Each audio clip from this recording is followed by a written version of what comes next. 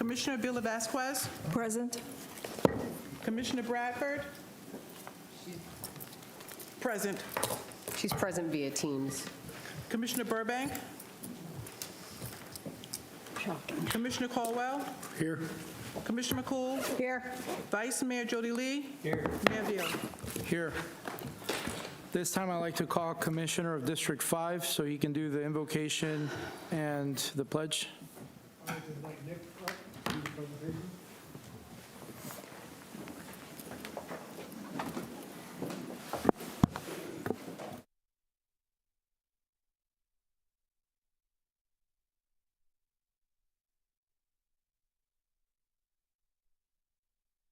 Ah. There you go. Geez, you know, I work around microphones and all this stuff all my life. I don't know how to push a button. That's all good. Would you bow your heads with me, please? Heavenly Father, we thank you for this day here in the city of Deltona. We thank you for this time of the year. We can celebrate and have a good time as a community, as a city. We thank you, Father God, for this past year and all that's happened here in this city. And we thank you, God, for the good things, the tougher things, the agreements and disagreements. But we thank you, Lord God, that you've kept everybody sane and in control, and that's so important. We invoke your presence here tonight, Lord God, that you might help each and every one of our commissioners, our vice mayor, our mayor, our staff, our city manager, city attorneys, and all that are here today, Father, decisions that are being made here tonight on behalf of this city. We just pray, Father God, that you're giving each and every one of these the insight and understanding they need, more precious than silver and gold when it comes from you, and the wisdom from you, Lord God, not man's wisdom, for man's greatest wisdom is foolishness to you. We seek your wisdom.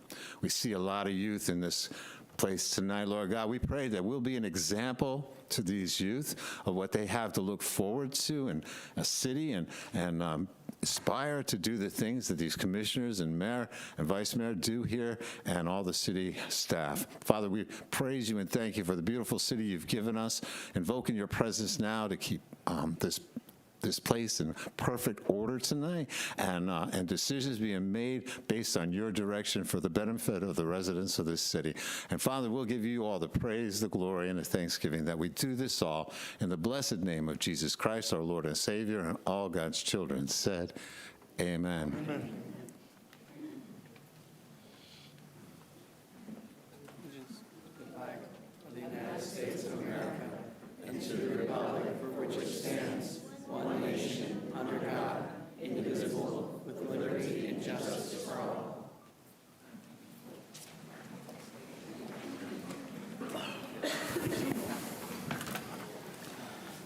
Right, at this time, I look for approval of minutes and the agenda, approval of the minutes of the executive session and regular commission meeting on November 27, 2023, as presented. Make a motion. Some motion by Vice Mayor Jody Lee and a second by Commissioner Villa Vasquez.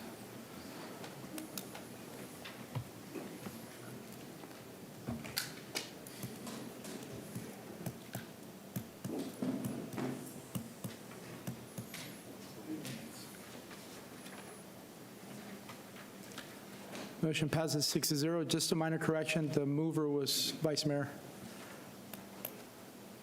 It said on there Commissioner Jody Colwell.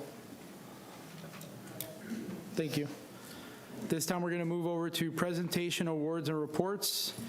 The Superstar Student of the Month certificates, and I'm going to ask the Vice Mayor to please meet me in the bottom, please.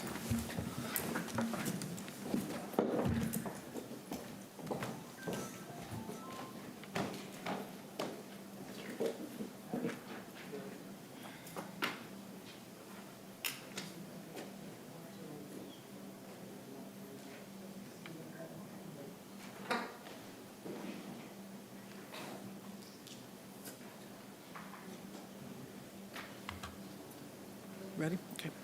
Mason Cintron, 5th grade from Deltona Lakes Elementary.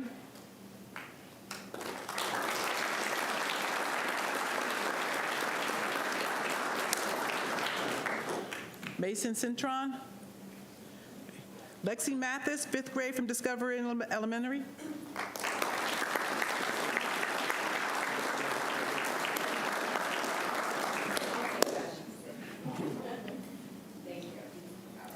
Amarellis Martinez, 5th grade, Forest Lake Elementary.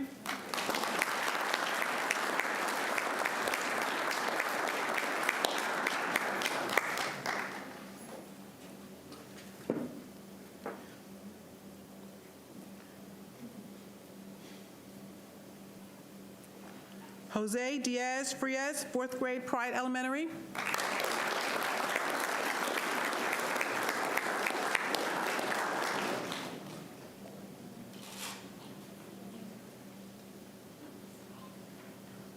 Mateo Soto, 3rd grade, Sunrise Elementary.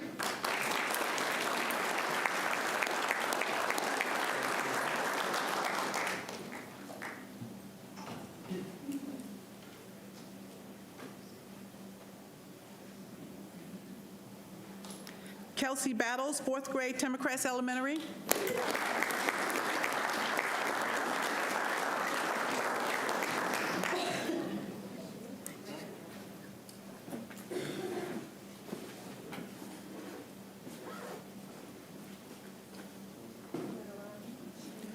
Brandon Lake, 6th grade, Deltona Middle.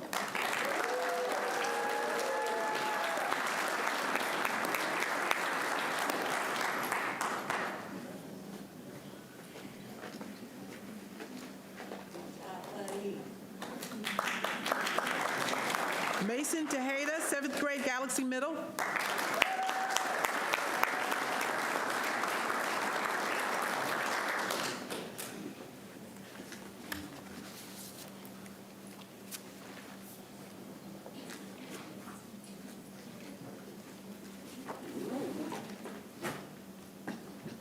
Daniel Pacheco Morales, 7th grade, Heritage Middle.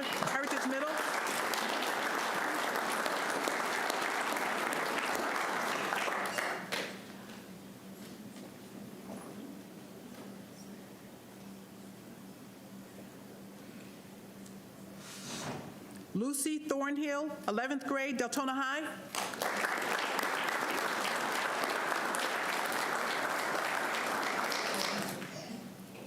Lucy Thornhill.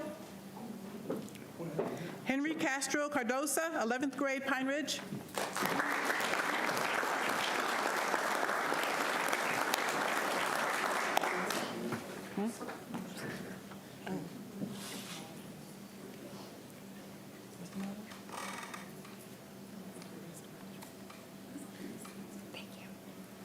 Okay. Do you have another one? Do you have an extra certificate? Cathalea Soto? There's someone on the agenda memo that's not in your packet. Okay, well, I'm gonna So call you her need up. to at least call her until we'll get her certificate. Cathalea Soto Agosto, 5th grade, Volusia Pines Elementary.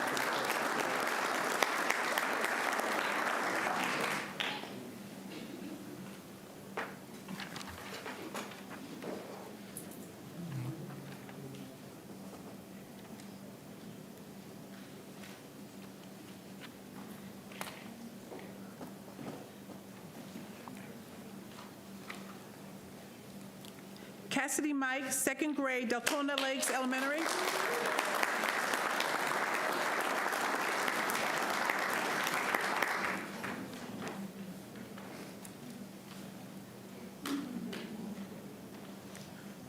George DeWitt, 5th grade, Discovery Elementary.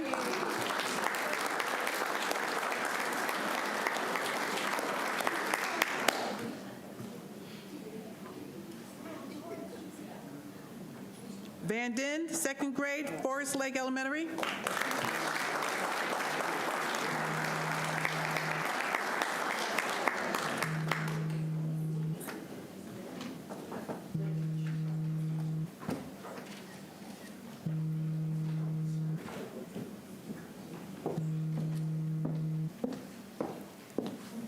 Elijah Colon, 5th grade, Pride Elementary.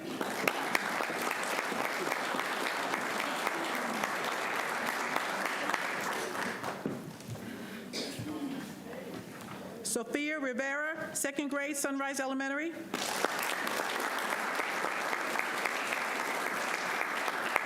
Sophia Rivera.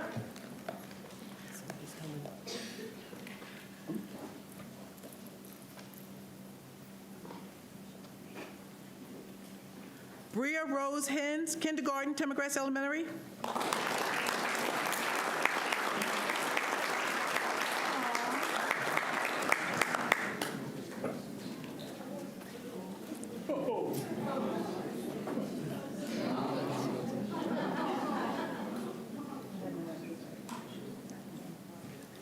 McKenna Mullen, fourth grade, Volusia Pines Elementary.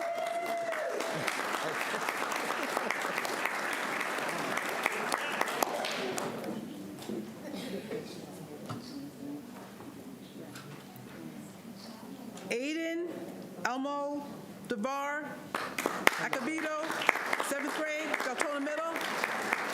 What was that?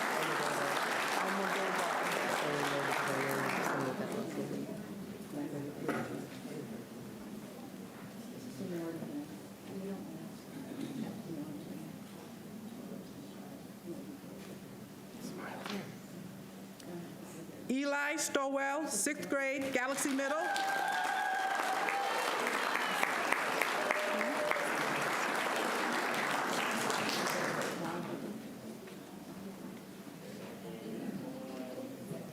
Fisher Kenneth Kemp, sixth grade, Heritage Middle.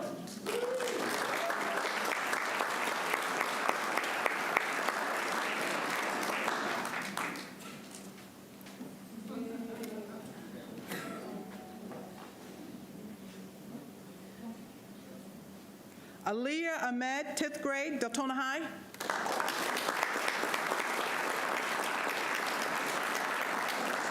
Aliyah Ahmed. Taven Posey, 11th grade, Pine Ridge.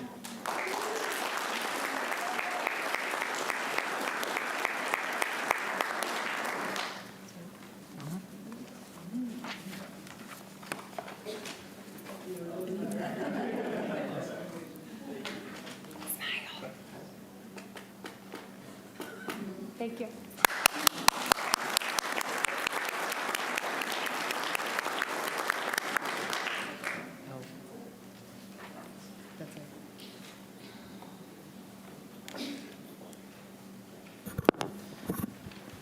And we wanted to kind of highlight a special teacher that won the Teacher of the Year. And unfortunately, she couldn't be here tonight, but her principal's here, and she's going to take this award for Amanda Duncans of Pride Elementary School.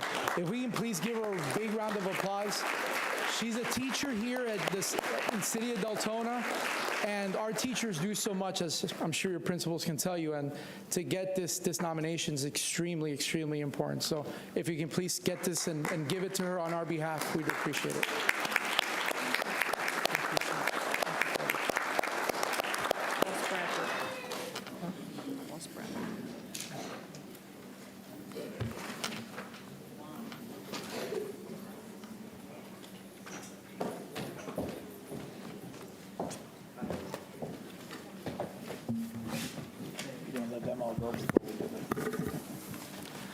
All right, and at this time, we're ending the awards. So any of the students that want to, at this time, go ahead and leave. We're going to give them a few minutes while Halifax gets ready to do their presentation by Ben, the Vice President Administrator for Halifax Health.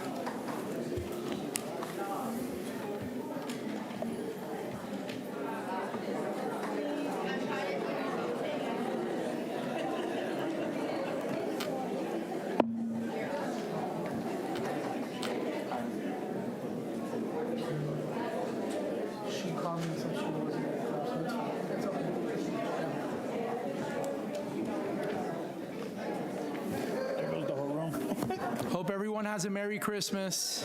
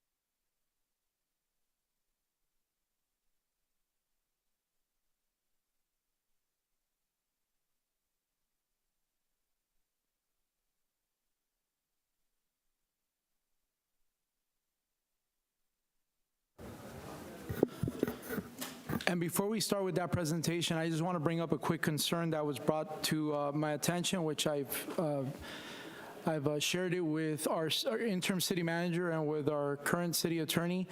And some residents and some other elected officials have expressed some concerns that with Commissioner Bradford being on Zoom trying to do the ADA thing, there's some concern whether it's her actually voting or not, so they're looking into the legalities of it, and I'm sure that the interim city manager will have some information on that later on. So, thank you.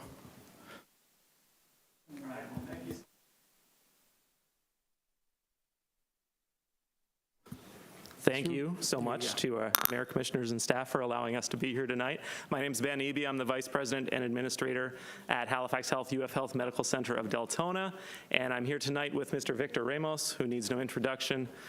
He's been working with me for the last 5-6 months in business development in our community, and we've been spending a lot of time in the community of Deltona, and let me tell you and congratulate you on this beautiful city.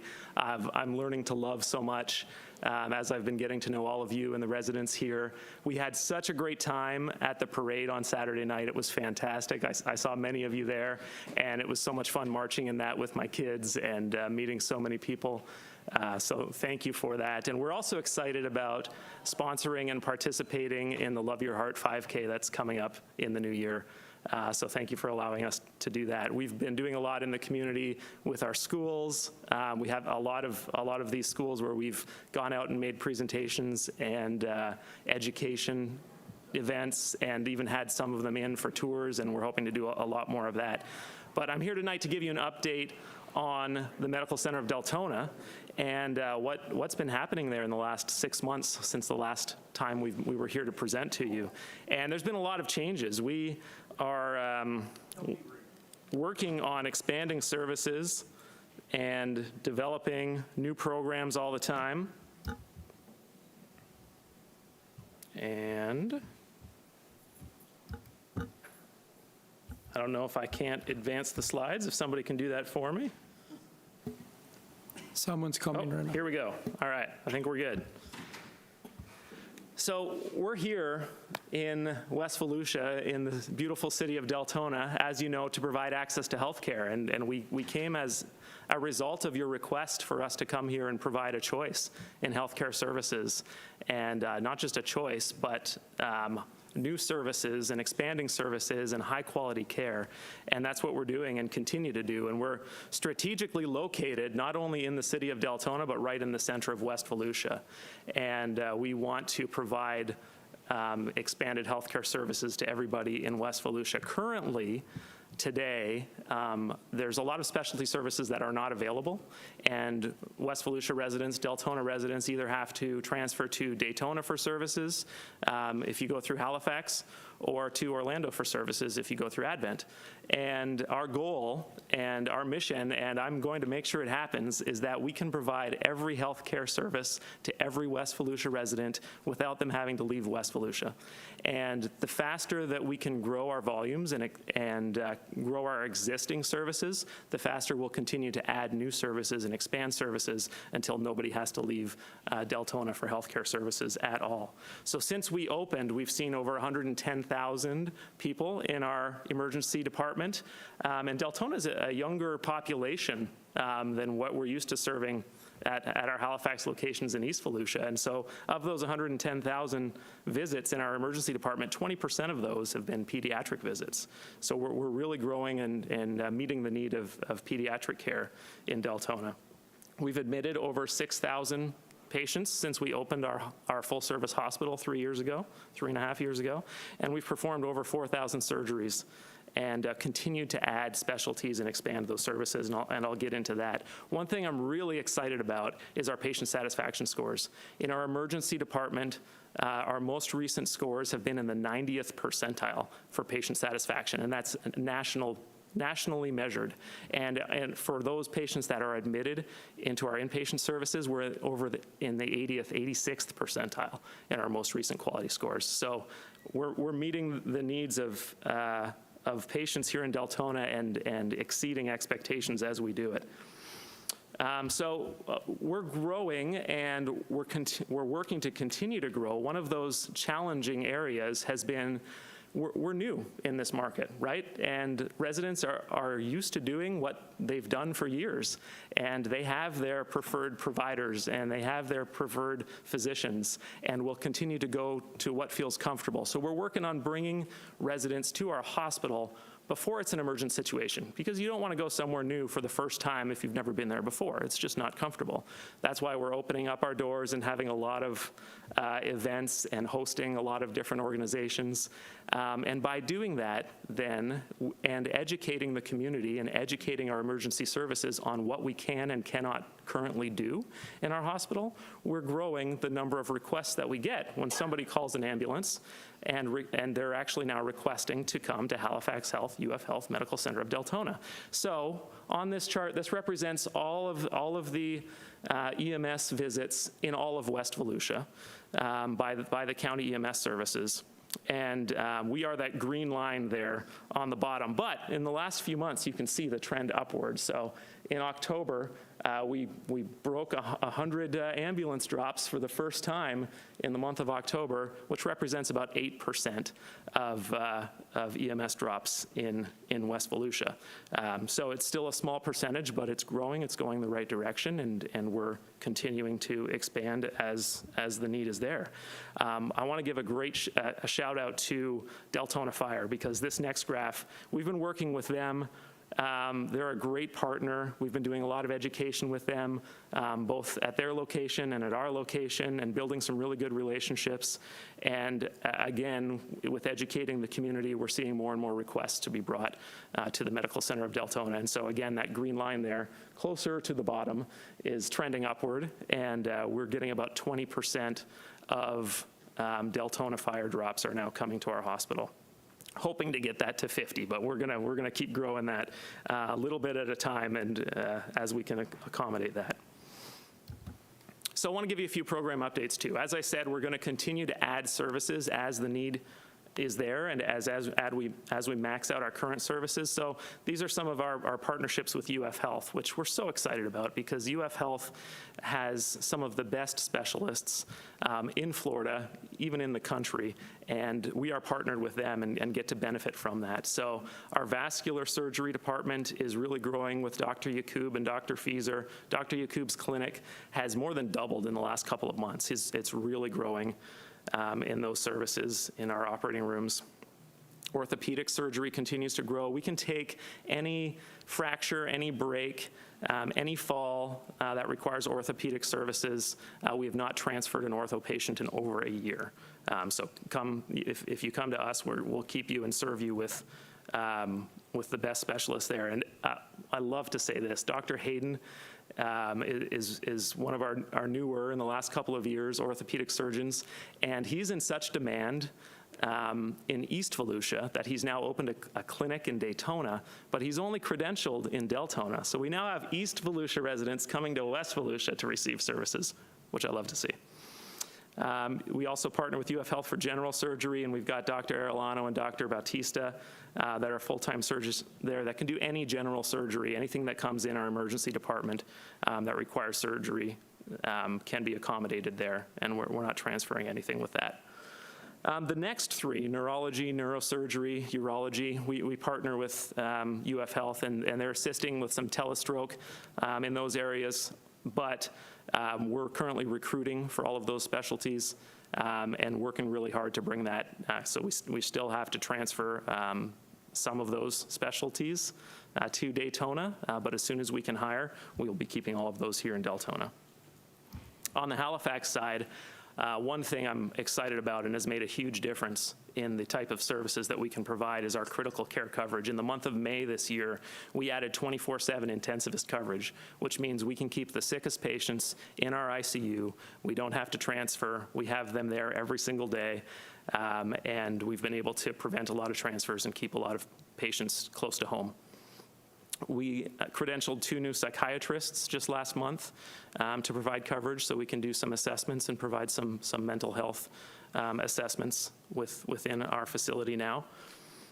We partner with another group on orthopedics, FOA, and they're really growing there. Another new service we're adding in January, hopefully, or early in the new year, is medical oncology.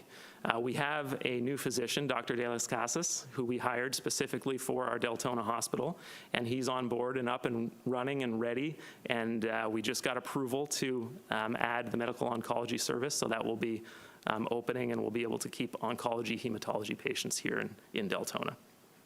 Our pulmonology clinic has expanded so much that we're adding pulmonology function testing in the new year and expanding that service. And then our primary care services are also growing. We currently have 3 primary care providers, and we're adding a pediatric primary care provider in the new year so that we can meet the pediatric needs here and identify what other type of pediatric specialties are required as we have a baseline through our primary care program. 2 other areas that we currently are unable to receive. We're not a stroke receiving facility, so ambulances that have a stroke patient cannot come to us, and we're not a STEMI receiving facility, so a patient with a full blockage heart attack is also not able to come to us. Well, as of spring 2024, we will have met all of the requirements and have applied for our primary stroke certification, and we will be a primary stroke receiving facility in the spring. And we're working really hard to get there for cardiology also. Interesting with that is we need to have 300 cardiac patients in a 12-month rolling period before we're allowed to apply to be a STEMI receiving facility. So that's part of our education to emergency services is bring us your chest pain patients that aren't full blockage, help us get to that number so that we can make that STEMI receiving service available here in Deltona at our facility. And we're hoping to get there within the next year or so, is my goal. So as you can see, we've added a lot of new services. We're continuing to add new services as the needs are identified, and we're excited to be here in Deltona, and we'll continue to ensure that our quality is high and patient satisfaction is high, and we're meeting the needs of Deltona residents. So thank you for letting us be here, and happy to address any questions you have.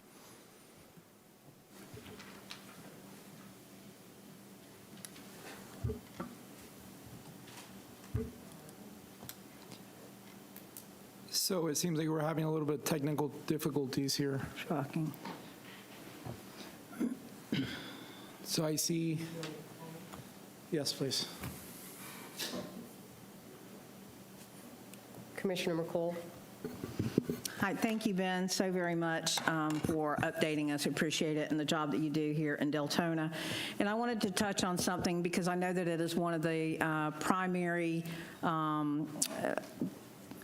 things of receiving patients. Could you explain so that I know that our EMS knows, but so that our constituency understands the level 2, what that requirement is and why we're trying so hard, or Halifax is trying to meet that for your facility?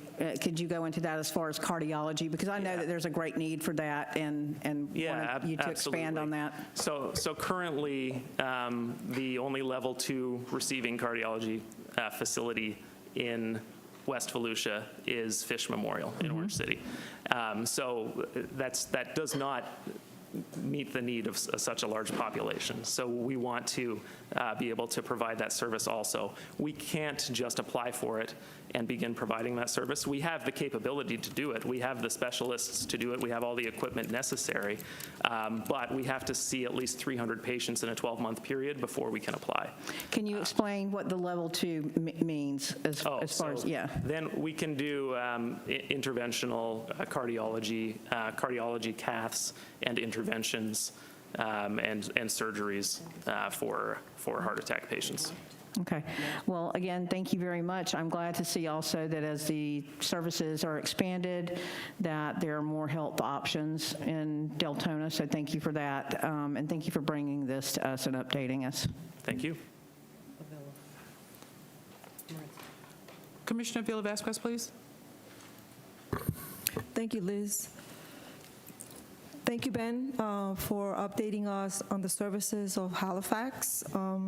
Everyone is always looking forward to more services provided here locally in the city of Deltona. And I also want to thank you for acknowledging and hearing the relationship between Halifax and our fire department. I'm really happy to hear that. So thank you very much. Thank you, thank you. Yeah, it's been a great relationship with Chief there and the staff. We're really building some great relationships with our teams. Vice Mayor Jody Lee? Thanks, Ben. Mine's an echo of everybody else. Thanks for everything you're doing. I'm loving all the different things that you're bringing into the city. We have a good need for a lot of the healthcare in Deltona. We have a growing population. You know, it's nice to see the pediatrics on there also. I see that's expanding. I know the mayor's brought it up before about the pediatrics. I just want to thank you again for bringing all the services to Deltona and it continuously growing for what your hospital is doing for the city. Thank you, Vice Mayor. Commissioner Bradford wrote, thank you for all you do in Deltona and your update. Thank you. And then, Ben, I just have a couple of comments. So first off, thank you. You guys always reach out to me for some concerns whenever you guys are trying to do something in the community. I'm always very grateful. I'm sure you do the same with the other commissioners. I have to say this only because I do feel a little disappointed. I got a call about a week ago or so that the Children's Hospital is not a thing. So maybe I'm being selfish, right? Because I have 2 little girls, and unfortunately, I've had to driven each of them. We've had emergency situations like I'm sure other parents have had. And the thought of even having a children's hospital in Deltona is something that I'm sure everybody on this dais wants to see, and more importantly, the residents want to see. So at some point, that needs to be a conversation. I know you guys are starting off with the pediatrics. There's always got to be a start somewhere. Right. So I'm interested in seeing, I know you said 20% of the patients coming in are pediatrics. Now, when they come into the hospital, you guys really can only do certain things with the kids. Otherwise, they have to get transported, essentially, which is one of the reasons why, as a dad, when there's an issue, I go straight to the nearest children's hospital I can find. What are you guys looking at that is making you guys halt on the thought of having a children's hospital in the city? So it's not going to be an immediate result, and interestingly, with children, they're very resilient. So there's not. I think your mic might be off. Oh, sorry. The children are very resilient. So of the 20% of the patients that come through that are pediatric patients, majority do not need to be admitted. So we can fully serve them and discharge and give them exactly what they need. Of those that have to be admitted, yes, we have to transfer, just like every other West Volusia hospital. Now, we will continue to assess the need, and if that's the greatest need, this may be 10 years down the road, but nothing is completely off the table from my perspective. If the need is there, and if the volume is there to support it, and if all of our other services are able to accommodate adding that additional service, that would be something that would be considered. But it's going to be a ways down the road because there's a lot of other services that have to be added and accommodated first. Thank you for all you guys do. Thank you very much. This time we're going to go ahead and move to the presentation by Don Jones, District Manager of ADP Central Florida.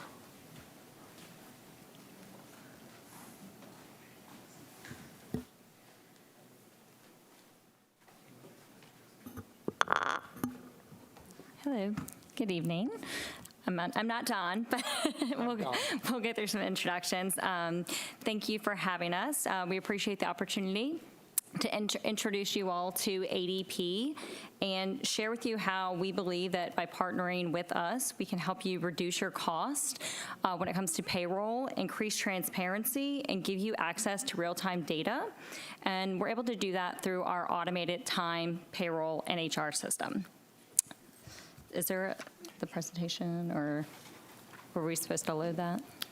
So if we can get somebody from the PIO department to help them with their presentation, please. Somebody will be right there. Okay. I was saying we sent it. Is it? Yep.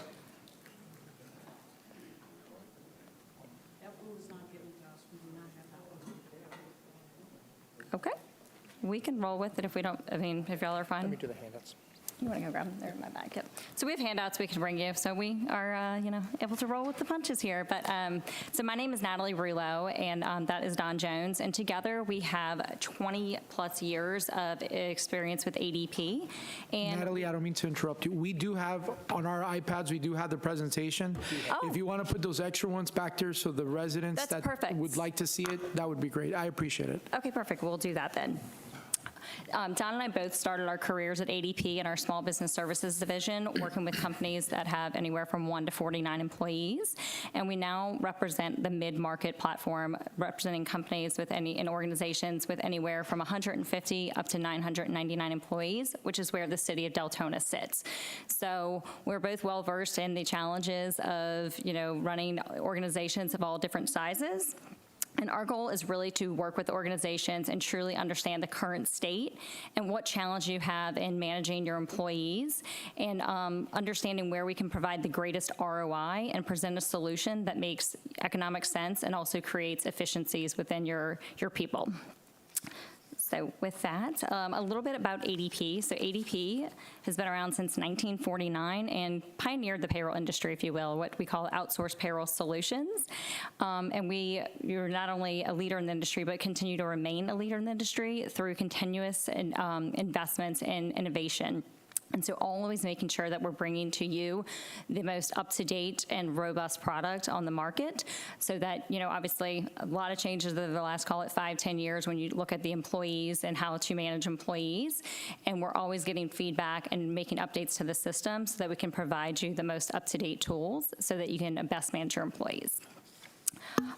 So we reached our 1 millionth client in 2023, so this year. I'm very proud of that.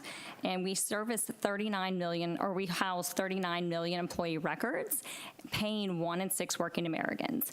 And you might wonder, okay, why does that matter to me? So what we're able to do is take all of that data and anonymize and aggregate that data and give it back to you, so you all can make quicker, better decisions when you're looking at your employees. So you can kind of, benchmark your city against other cities and hey, what is our spend, and could we be doing this better or that better? So you can actually kind of make improvements and benchmark yourself. Now that's a lot of data, just over 39 million employee records. That's a lot of data, and we take that very seriously. With an ADP, we have an organization called our Global Security Organization, and their only job, they actually don't even report into the ADP shareholders, is to keep that data secure and private.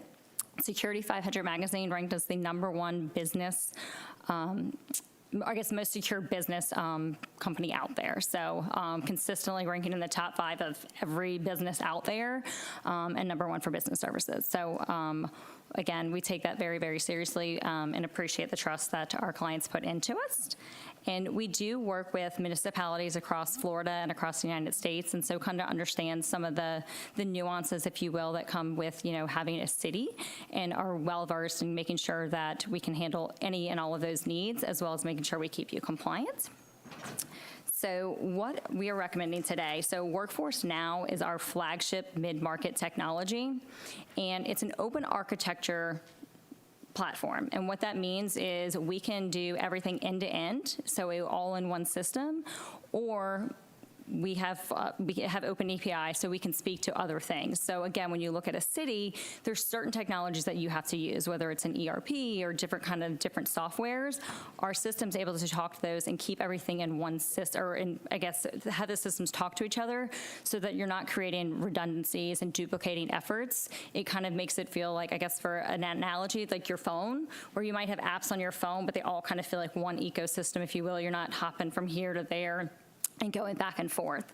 So the recommendation today for the town, the city, based off of what we've heard, is kind of really taking you from a manual paper system and automating the timekeeping process to the payroll process with onboarding and things of that nature, as well as the benefits administration. And what you get with that is I guess, a lot of cost savings, and we're going to go kind of through the ROI, but with manual paper processes, they're very time consuming, right? So they're very labor intensive, and they also come with a lot of error rates, right? So, I mean, anyone who's ever, tried to write numbers down or transpose numbers, like errors occur. It's just, human nature. None of us are perfect. So by automating the time system into the payroll system, you reduce the number of hands on it. Right, the employees are clocking in, clocking out, and we give them various options, whether, through a mobile app that we can geo-fence to where they can't, clock in if they're down the street. They can't clock in from bed. They can't, just say they were here. They have to physically show up to work to clock in and clock out. And then the system is automatically calculating that and feeding it into payroll. So all the time that someone would typically be counting up 325 timesheets and then taking those timesheets and inputting it into the system to run payroll can be done in about 5 minutes, 10 minutes, if you will, because it's all done through the computer. And then you just have to verify, right, and check, checks and balances to make sure you kind of get a once over on that, as well as kind of automating the benefits. Benefits is another thing, right? It's, obviously very important to, us as employees, making sure we have the benefits, they're correct.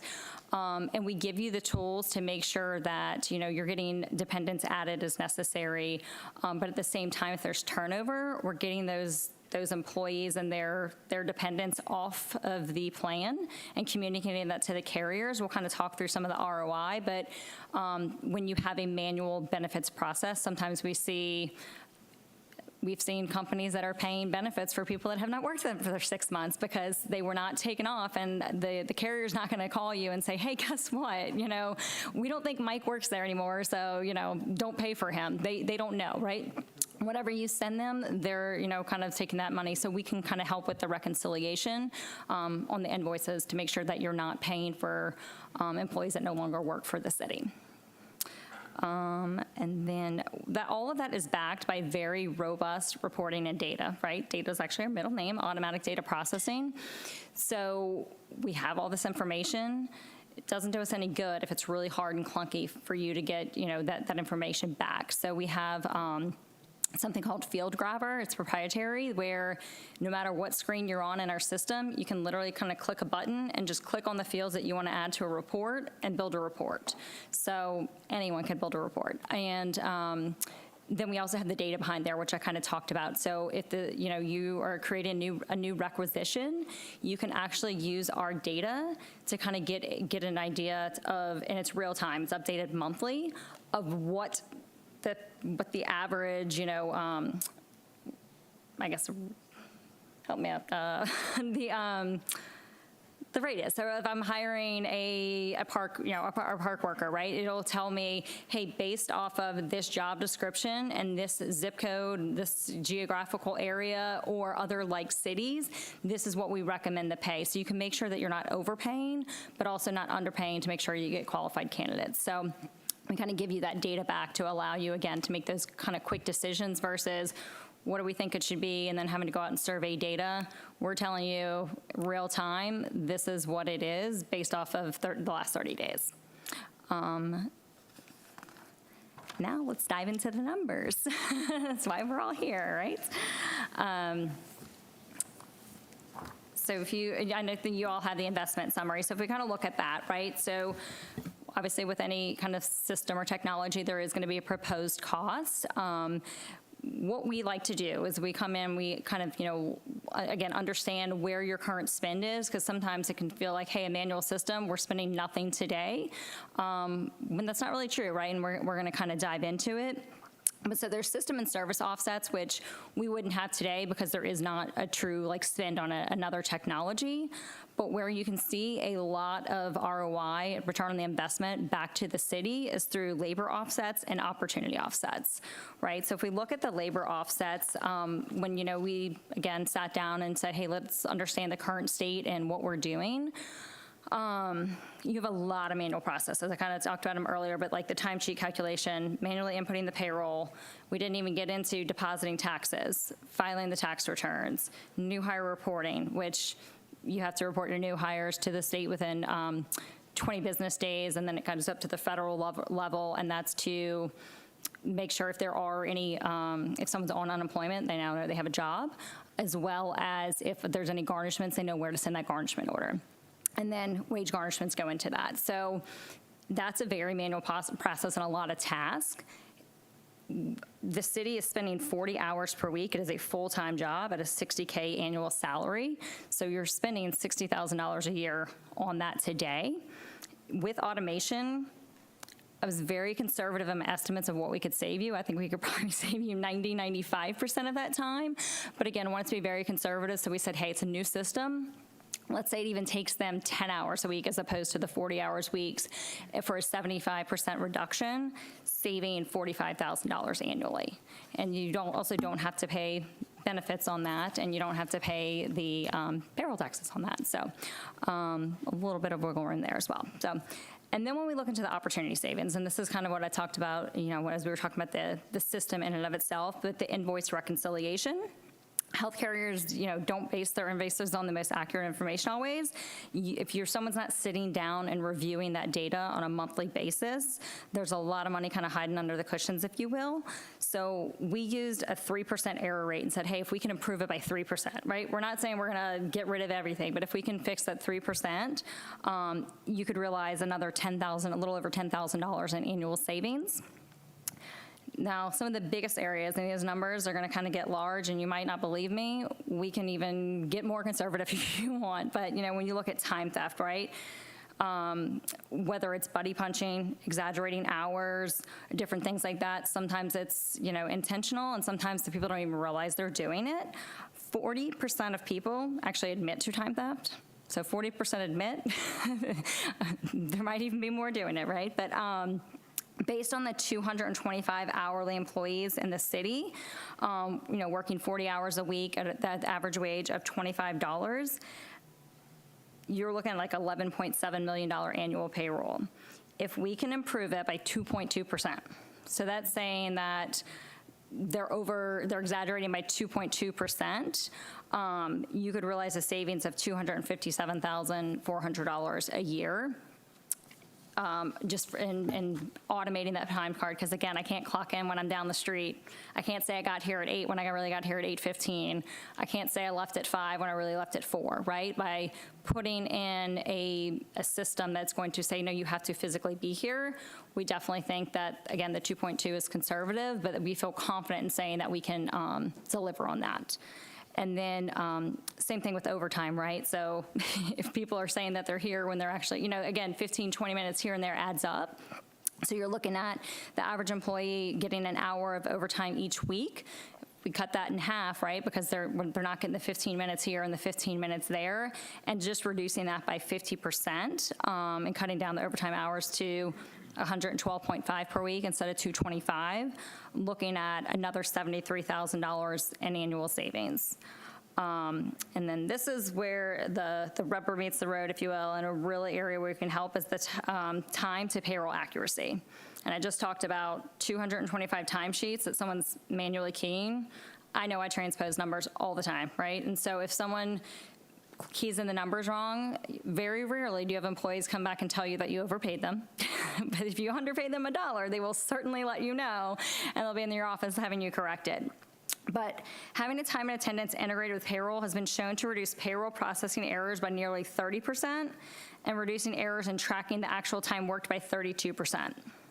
So you think, wow, 30% of an $11.7 million payroll? We didn't even use those numbers. I said, let's just say we can improve it by 5%. Again, if we can have a 5% impact on those numbers, it's a $585,000 savings to the city. So when you kind of look at it all in, the proposed spend with ADP is just over, it's $83,472 per year, with a one-time setup of $9,005.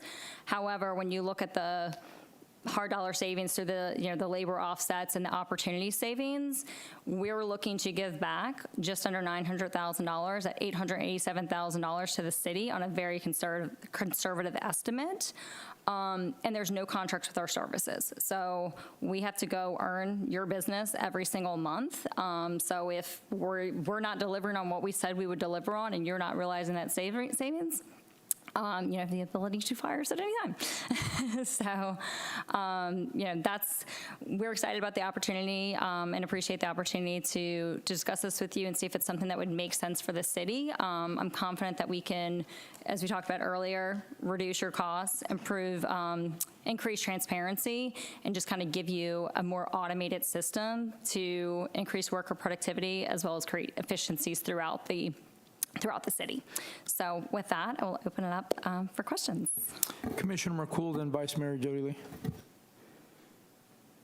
I just wanted to know, thank you, first of all, for presenting, and I wanted to find out, what is implementation time? Implementation timelines vary by module, so I'd say for time and payroll, you definitely want those to start concurrently because we need time up for payroll. You're probably looking at a 13-week implementation. How long? 13-week. Is that realistic, or is it a little higher? No, 13 is very realistic. Okay. So 13-week implementation is, yeah. And what about coexisting nicely with other software with other platforms? So I was saying, so we are one of the only software or HCM providers on the market. We have an open API system, open architecture system. So I'm not a techie person. So API is essentially like a language that computers talk in. So if you've ever heard like a CSV is like an Excel file. So, hey, does it accept a CSV? And if so, like you can kind of send files back and forth. Right. API is another language. So we, any system that has an API, we can directly link to it. So where it's not a file back and forth, it's the system's kind of talking to it. Again, much less, you're kind of like your phone where the apps are kind of like sending information back and forth in real time as opposed to file uploads and downloads. And we have a marketplace that has 400 already pre-built APIs out there through the ADP marketplace.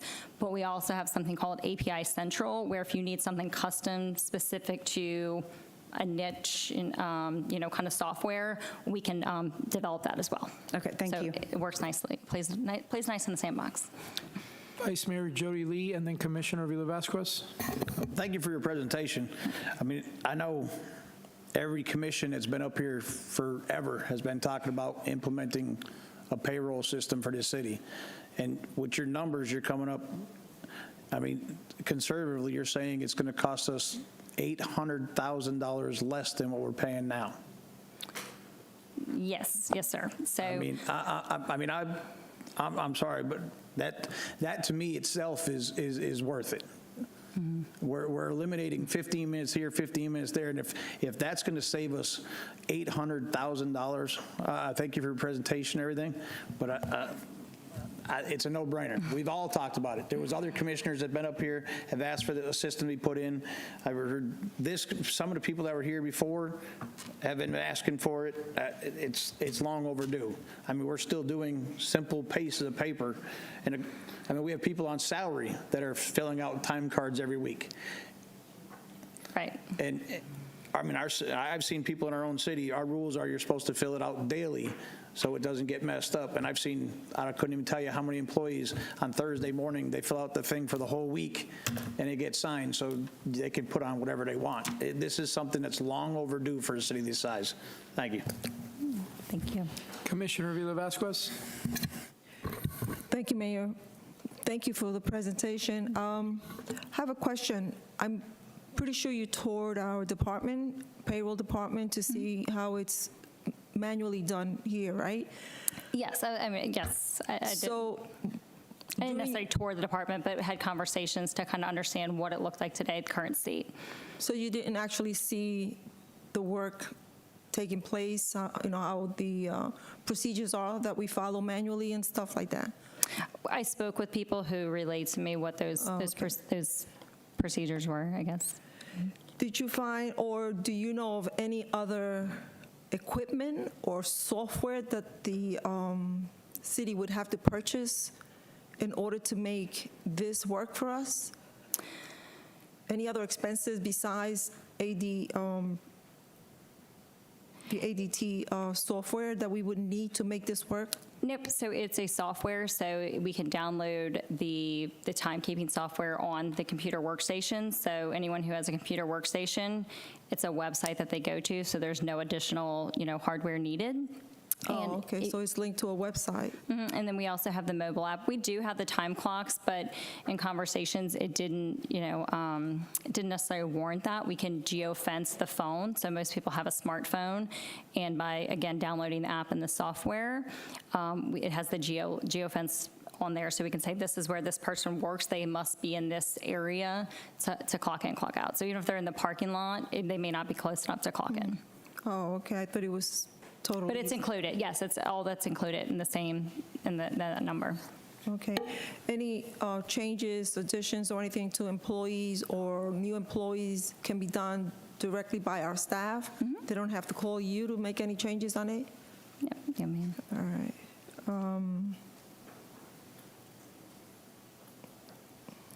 I think that's it. Thank you very much. Yeah, absolutely. Commissioner Bradford? Commissioner Bradford wrote, I have a difficult time with this, thinking it will save us $800,000 annually. If this was so awesome, all cities will be doing this. What are the costs of workers' comp, and are we charged more for insurances required? Is this the first company that we have looked into, and this should go out to bid?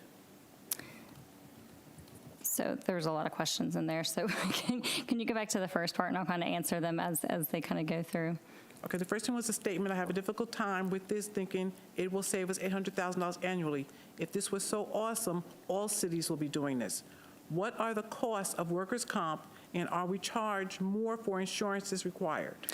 So I can't speak to why cities aren't doing it. Sometimes it's just out there educating, right? So if they don't know about it, but we do work with a lot of municipalities, and they have seen those realizations.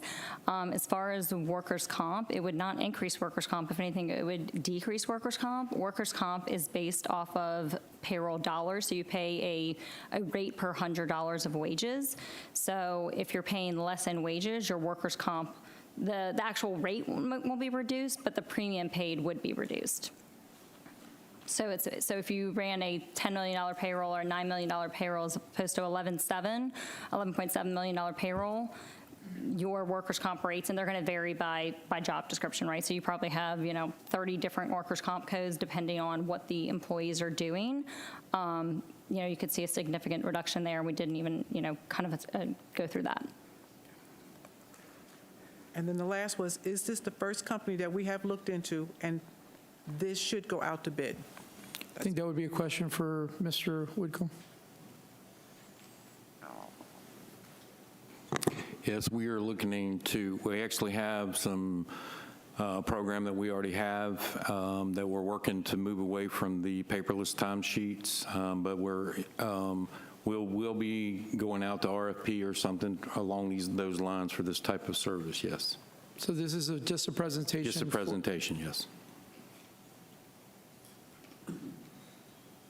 Is she good with that? Okay. Vice Mayor Jody Lee? Well, I'd like to see if we can get a consensus to get it out for an RFP so we can get this done. This is something the city's been pushing for years and years and years. I mean, the way we do our payroll system is the most antique way possible. I mean, if we're spending this much money on payroll and this can even reduce the cost of the workman's comp, this is something we should, saving, even if they said a conservative estimate's $800,000, let's just go $500,000. I mean, if we could save $500,000 on doing it a different way, we should be jumping on this.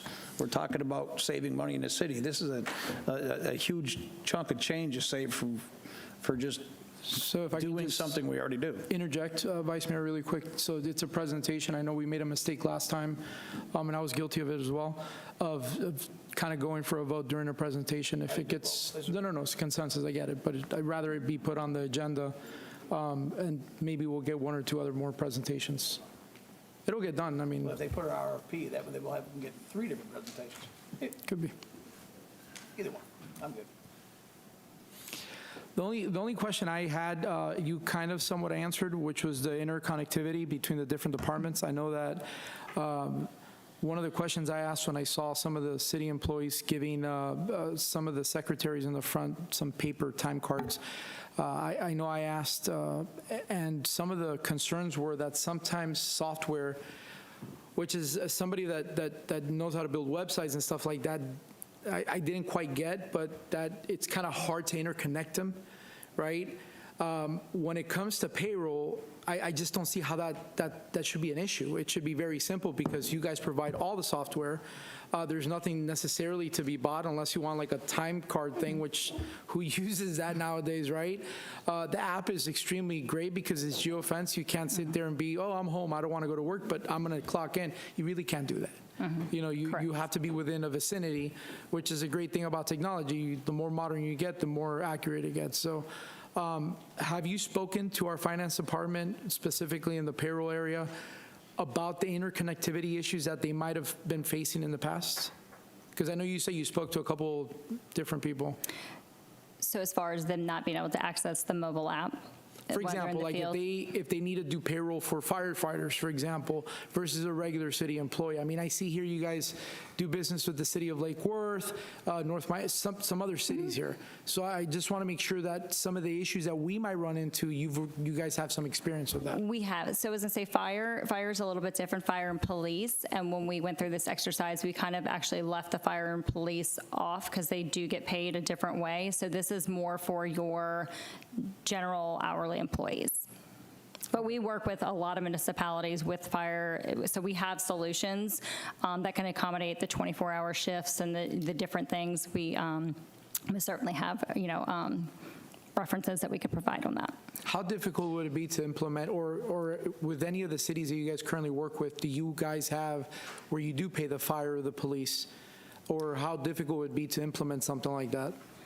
We do that. I will be honest, that time system is a lot more robust, and so we can do it, but the implementation time that she was asking about, that is a longer implementation, and it's because it's very, very customized. I mean, it's almost, like every piece of it is customized to your specific needs and the different rules, because again, when you have different rules and the shifts and how overtime is calculated or that type of thing, we can accommodate it. And we work with a lot, not just municipalities, but a lot of organizations who might have shifts like that, hospitals being one of them, where nurses and doctors may be on call for this long and then off this long. So we can definitely accommodate any of those. How much longer would the implementation time be? I know you kind of mentioned 13 weeks conservatively. So to get time and payroll up 13 weeks, our workforce manager solution, you're looking at probably closer to 30 weeks. 30 weeks, wow. Yeah. Okay, thank you. Yep. Thank you.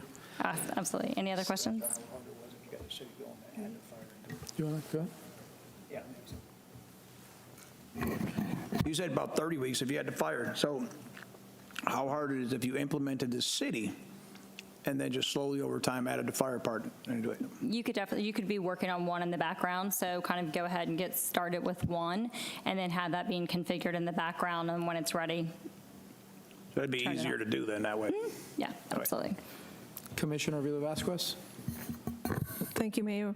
Any additions, changes, upgrades, or whatever, we have to go to you? Our IT department won't be able to do that? No, it's software as a service. So it's your system. You have full access to it, and it's role-based. So meaning you can get different people, different levels of access, and it's not a, hey, here's 5 options that you get. It can be truly customized. So this person can have access to the people that report to them. This person can have access to the people that report to them. Maybe this person needs 2 departments that report into them. So you kind of let us know who needs what access, and we can build it that way. So, but as far as, there's also employee self-service, and there's so many areas of opportunity here, but again, it does seem a little far-fetched, so we're being very, very conservative. But even when you look at HR fielding questions, so much of what they can do in our system is self-service. So as an employee, I can go in and update my address, I can update my direct deposit, I can do all these different things that aren't falling on HR and taking their time today. And really focused on, So every person gets different access levels. So I don't know how that's done in our HR, if employees are allowed to go into the system and change their own data information. So you could restrict that. Again, the system is completely it's different access customized. levels. So we have employee level access, right? So the employee level access, they just see themselves, right? So they can go see their pay stubs, they can see their time, they can clock in, clock out, and they can see their information. Whether or not you want them to be able to update their information, or direct deposit is up to you. Now, what some organizations do will allow the employees to put in the updates, and then there is a supervisor that has to approve it just to make sure, nothing kind of weird, just to kind of have a set of eyes on it. But it still kind of is like that person putting in their information and kind of verifying it, and then someone's just looking at it and saying, I approve the change. So that's like employee level access. Then we have, supervisor level access to where they can see themselves and their team. They can review pay time off request. And they can kind of see their teams, kind of the team under them, whether it's, onboarding and different things like that. And then you have practitioner level where they're, your HR and your finance and the administrators in the system, and they can run reports and do different things. So again, it's not just like a wild, wild west where it's like, oh, everyone has all these different accesses. It's kind of, kind of contained to employee, supervisor, practitioner. But even with, so it's not canned where it's like if you're a supervisor, you can just do this or that. You can kind of say this supervisor, they do need access to reports, right? They're in finance and I need them to be able to run Different level reports. access. Correct. So the training comes with everything, right? It's included? It is. Training for our IT department, training for our HR department and all that, it's part of the... Yes, that's part of the implementation is the training, and you get ongoing support. You Ongoing also get a support. dedicated account manager, so you're not calling into, a 1-800 number and just getting kind of, whoever you get, you do have a dedicated account manager as part of your ongoing service team. Okay, thank you. Yep. Commissioner Bradford? Can your employees clock in and clock out when they are not at City Hall if it is electronic? No, if they are geofence that they need to be here to clock in and clock out, that's where we would tag the geofence. I would say this is we put in their work address. So basically you put in wherever their report to address is. So if everyone reports to City Hall, this is the address. But if they might have another location they go to, we would plug in that address. And then a geofence is around that address. So again, they couldn't be at home or down the street or I'm running late. Let me just clock it on the app. So a quick question, and then I'll go to, excuse me, Vice Mayor Jody Lee. So I used to work in banking a couple years ago, and they implemented another competitor. And I know our HR department actually got a lot of help because they actually have this whole section for HR. Do you guys provide the same software where if employees have questions, if they want to do reports, they can always access like an HR portal? Yes. I mean, we'll still have an HR department, but it's to help absolutely. alleviate some of the... Yes, it's giving kind of the tools to the HR department, exactly. So yes, you will have access to that, and yeah. Thank you. Vice Mayor Jody Lee. How small of the geofence, you keep talking, how small of an area can you make that? Relatively small. So like our clients, I've been told, and the clients that I work with, like if they're employees in the parking lot, so when they go to clock in, it'll say you're not within the radius. Oh, so you can do it that close? Mm-hmm. That's good with me. Yep. Thank you so much for your time. Yep, absolutely. Thank you. We appreciate it. This time, we're going to go into public forum. Richard Bellick, please.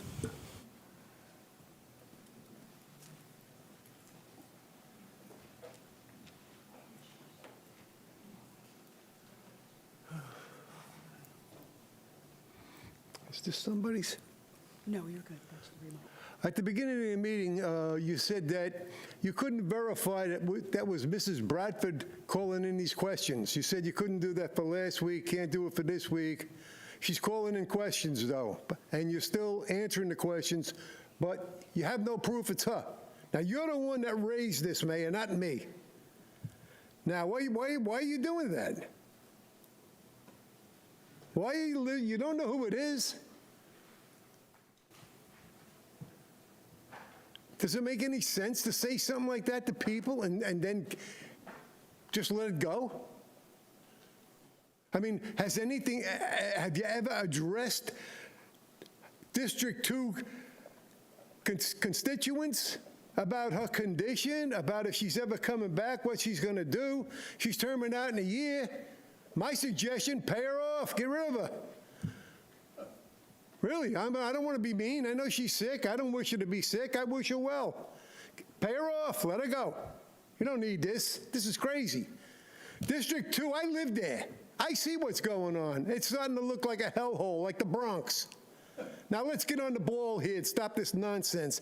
And another thing, Mayor, when you were running for mayor, you swore that you would have an audit. You never raised that, did you? You swore she would go. Never happened, did it? Will you just swear on things just to get through the night?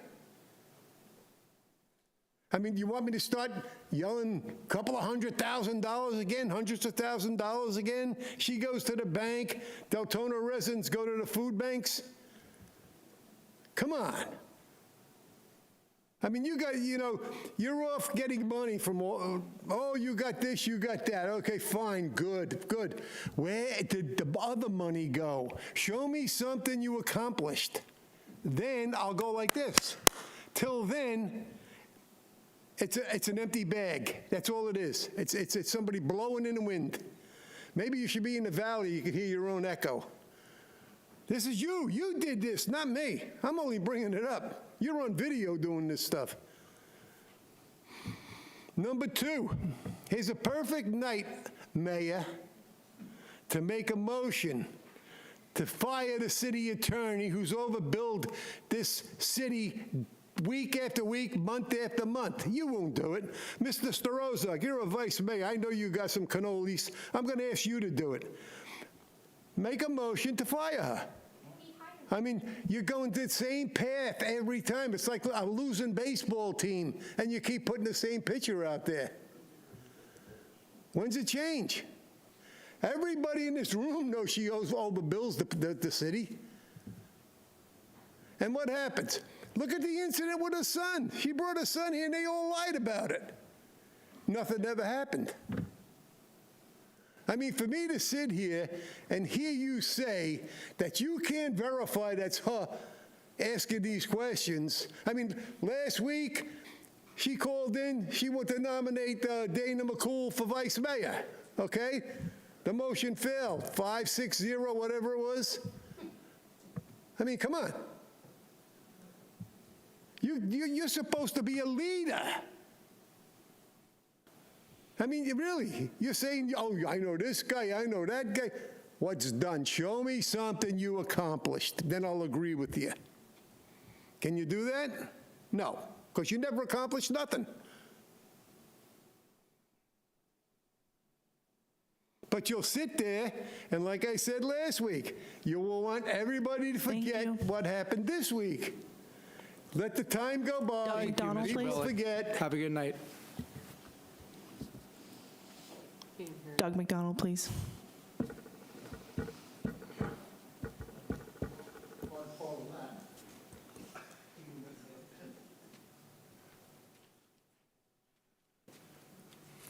Good evening, Doug McDonald, 1494 Surrey Run Court in Deltona. I wanted to talk to you tonight as the year is ending and we're approaching a new year, thank goodness, and hopefully a new city manager. So we're looking for a good year. And I wanted to talk to you about events of the past year. Our city manager has left, as we all know. And I believe, my instincts tell me the reason he left was not because of the city commission, but because of the abuse that he took from the public about his job. 3 words stand out. He was dumb, ignorant, and stupid. He's none of those. Now, he's gone. And I would think we would want to make sure that our new person is not subjected to that sort of abuse, which is strictly excess. And for you up there, I don't think you should be subject to that either. So it's a question here of civility and respect on the part of the public that has an effect and a meaning on the people trying to do their jobs. All of you and the city attorney over there, for example. So I've thought to myself, why would a man like Mr. Chisholm leave a job and paying him $200,000 a year at his age? I believe he was about 64. Why would he do that? You liked him. The commission liked him. I liked him. Maybe everybody here liked him, but he left. Well, we want to avoid that, do we not, for the next year? What is this man coming into? He doesn't know. But, you know, I think we have maybe gone through about 18 city managers, and I might be off a little bit, in 26 years. That's our record, that's our history. And now we have a chance to really nail the coffin and do it right and find a person that will stick with it and hopefully will not be subject to that type of abuse. The same thing goes true for our city attorney over here. She shouldn't be subjected to this abuse because you hired her, you evaluate her, and you'll fire her if you choose to. Nobody else, not me, nobody here in this room will have any say about it. As a matter of fact, she doesn't work for us. She doesn't work for the body out here. She works for you. You 7, correct? And I don't think if she's taking this abuse, she shouldn't have to. And none of you should have to either.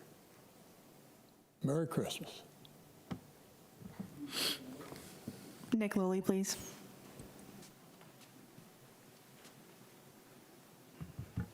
Good evening, everyone. Nick Lully, District 6 here in Deltona. I wanted to just revisit a question that I posed a couple of weeks ago that I did not think we got an answer for, so I'll restate it. Maybe we can get an answer tonight, because I do think it's important. Folks are continuing to ask about it, and I think it'd be great if people could have an answer. In February 2022, we approved and appropriated $250,000 for backflow preventers. This was a unanimous vote by the then commission, which includes some folks up there tonight. This was for, quote, residences served with reclaimed water along with high-risk areas. I would like to know where that $250,000 went, what it was used for, and if we indeed did purchase $250,000 worth of backflow preventers. And if we did, why are we now asking citizens to install those at their own cost? So that is something that is still outstanding from, again, 2 weeks ago. I think it would be appreciated if we did get an answer to that tonight. I think Mr. McDonald brought up a good point about our charter officers and who ultimately appoints those positions, and indeed that is the commission.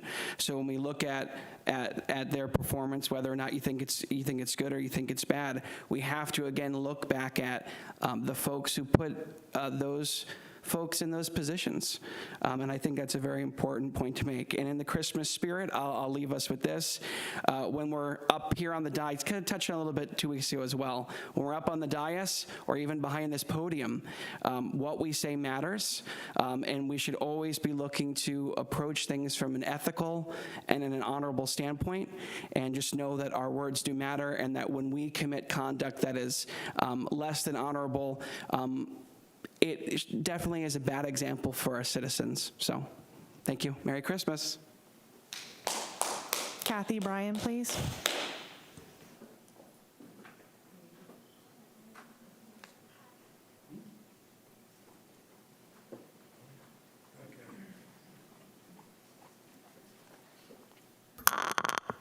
Good evening, Kathy Bryan, Deltona. Apparently the chair liked me, didn't want to let me go. First of all, let me just say, I want to just say, take a moment and say thank you for bringing public forum back to where I feel it should be. I think this works out better for everybody.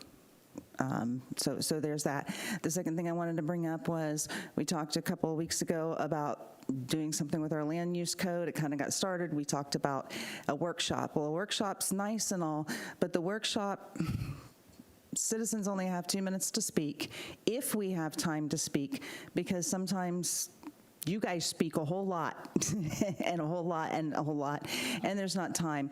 Can I suggest something similar we're doing with the city manager selection, and that is, let's get some folks on board from the community to talk about that, to put ideas in there, to get some fresh ideas on things we can do, and make your workshop more about plans for that than you are actually doing something with the land use code. Merry Christmas. David Sosa, please.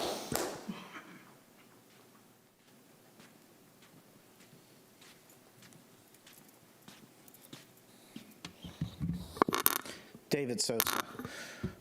Once again, since nothing was ever answered over the last 2 weeks or 9 months regarding our city attorney, I've asked several questions. Is she legal to be our city attorney? Does she meet the charter requirements?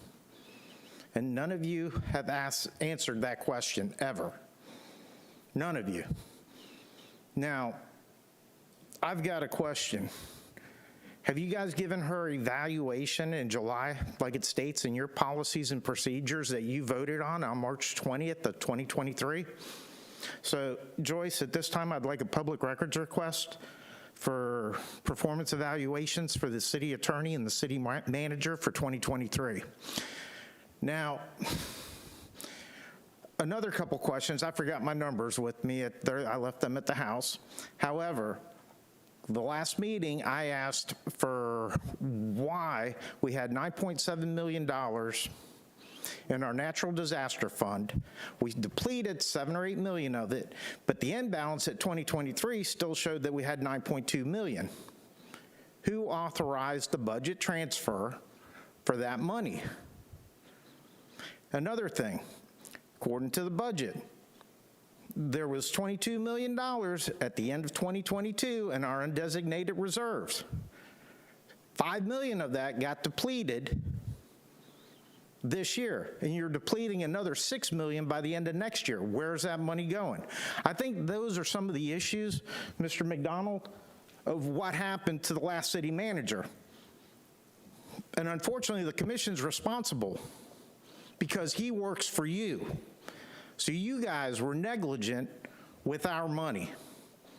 And you don't answer any questions. I know I've sent several texts to the mayor, several emails, and I've yet to get a response. Jody, I appreciate your response. I know they're kind of not exactly what I'm looking for, but I appreciate you at least responding. Same with Tom. But I think those are questions that really need to be answered when we're looking at that type of money. Thank you. Brandy White, please.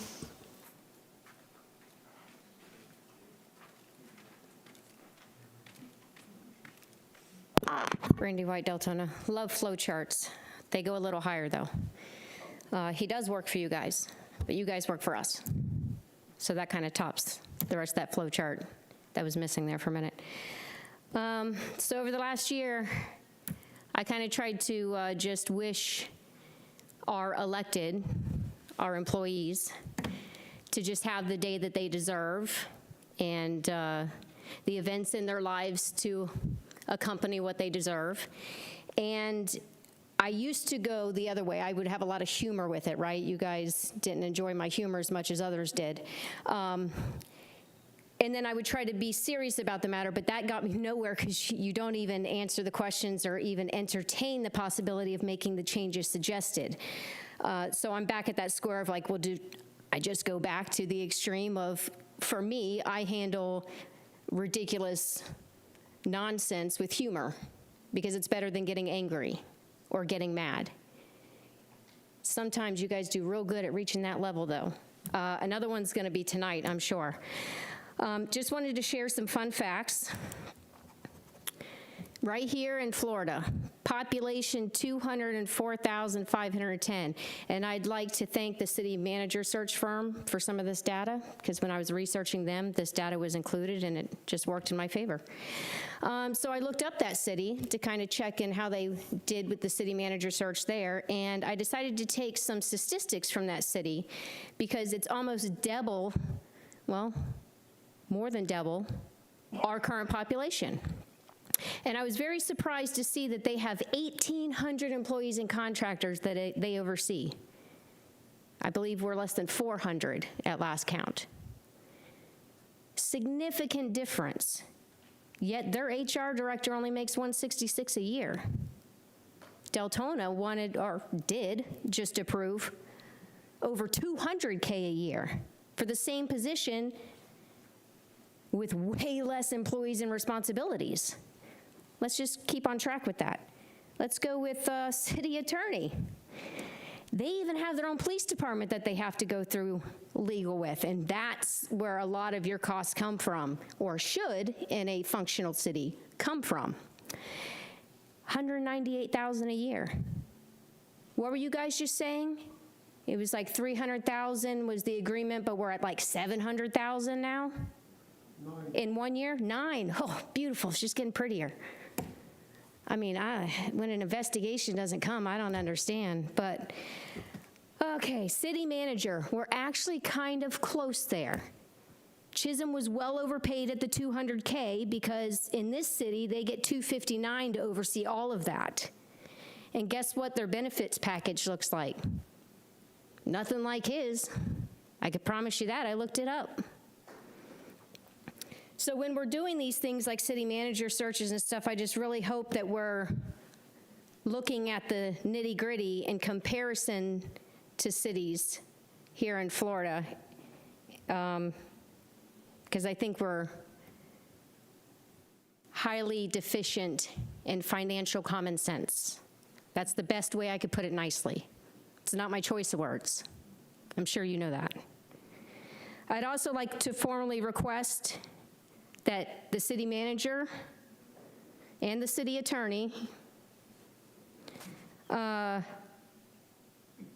the proper investigation regarding the magistrate meeting that Jody attended on November 29th to see if there was any ethical violation. Thank you.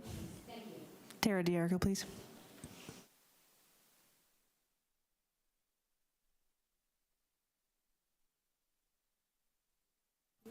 Good evening, everyone. Tara Dierico, District 3. First, I wanted to say thank you to the staff and to the city. The parade, although I wasn't able to be there personally, I did watch it, and I thought it was great. I thought it was well done. I talked to a lot of folks that went, and they all had a great time, so thank you all for doing that.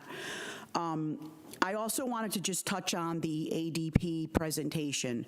So although I'm the first one for saving money for the city and the residents, I believe I heard that there would potentially be a need for all city employees to download an app that provides geofencing, which is typically done through location tracking. I would just suggest to everybody, if you do RFP this out and you do consider going this way, that you check the legal ramifications, because not all city employees have a city phone. And what are the ramifications of forcing a city employee to download an app that tracks their location on their personal mobile device? Just wanted to bring that to all y'all's attention. Thank you. That ends the public forum. Right, at this time, we're going to go into ordinances and public hearings, old business. Section A, request for approval of Colin Basinger and Associates Services contract for executive search services for the selection of the city manager. Yes, Mayor and Commission. As you recall, the RFP for the executive search firm was posted on September the 15th of 2023. On November the 1st, 2023, we had a special city commission meeting for review and discussion of the proposals. The city commission selected Colin Basinger and Associates for the executive firm. The interim city manager was directed to negotiate an agreement with Colin Basinger. We brought the contract back minus a couple of things, a couple of attachments, attachment A and B, and we have attached that to this particular agenda item tonight for your approval or for your direction.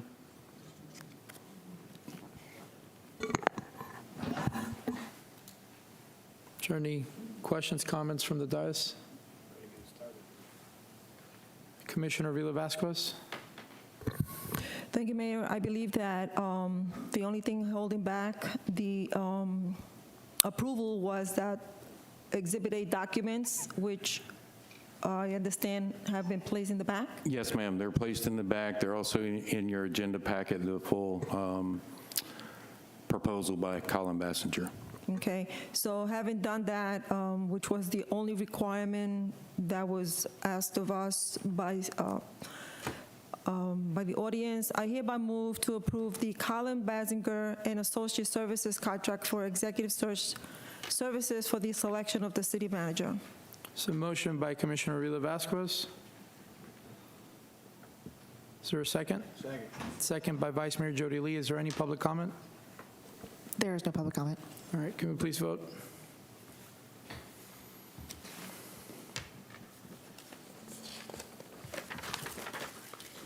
Motion passes 6-0. We're going to go ahead and move to Section 9, New Business, Subsection A, Request for Approval Resolution 2023-63 and Budget Amendment for the Van Park Outfield Repair Project in the amount of $330,000 and approval of the agreement with Lake Gem Farms LLC for this project. Mr. Manning? Good evening, Mayor Commission. Thank you. This is a project to renovate the ball fields at Van Park. Not only replace the sod to make it what we have at Dewey Boster, it's also to laser grade all of the infields on all 4 fields. This is a direct result of Hurricane Ian damage when we lost our water pump after the storm. We tried multiple times to relocate the pump to a different area of the park. We were unsuccessful. In meeting with FEMA, FEMA told us we'd be eligible for reimbursement at the time of 50% of the project for sod. They've done a recalculation and now it's up to eligible for 90% of that. This is an opportunity I don't think we can pass up, so I'm asking you guys to approve that contract and this project. Vice Mayor Jody Lee. I've looked through this before, just so that FEMA's now up to 90% to get the money back. Yes, sir. Can you get That's it a higher? once-in-a-lifetime opportunity. Can you get it higher? Yeah, that's a once-in-a-lifetime opportunity. The 90%, that's just insane. To redo the whole thing, to take the sod out, put all new sod down, it's a very common sense thing. I mean, to get it all done. Sod's expensive as heck. I know it's different than what they play on a ball field, so, but if we can get the 90% back, because the only way, I'll be honest, we haven't took the vote, the only way I'm good with this is getting the money back, because that's a lot of money for grass. I agree. Commissioner Vila-Vasquez. Thank you, Mayor. And I can tell you that the park really needs some TLC. You know, every time they do their opening, that's exactly what we hear about the park. The kids' knees getting scratched because of the sod and the grass and stuff like that. I mean, the dirt. So if there are any other questions, Mayor, I would like to make a motion. Please go ahead. I move to approve Resolution 2023-63 and budget amendment for the Van Park outfields. There's a motion by Commissioner Vila-Vasquez. There's a second by Commissioner Colwell. Is there any public comment? Yes. Davis and Harriet, please.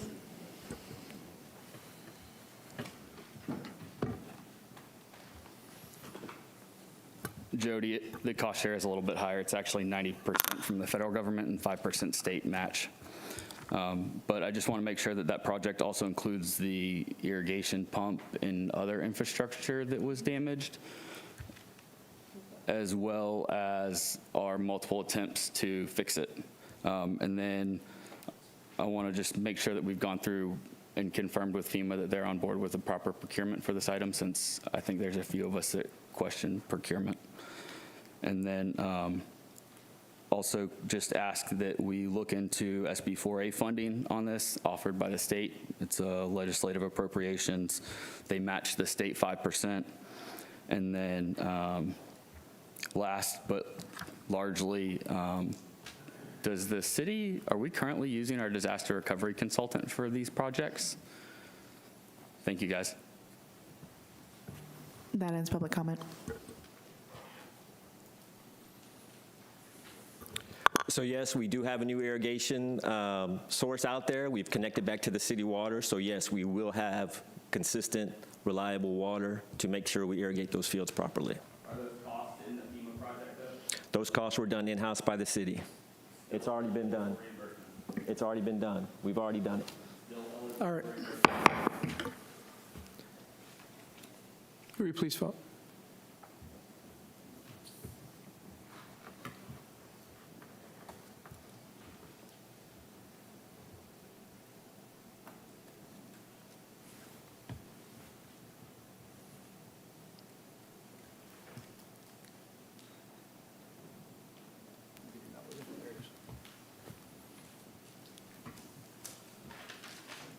Motion passes 6-0. If, just to follow up, Mr. Whitcomb, can we verify that those costs are eligible for reimbursements, please?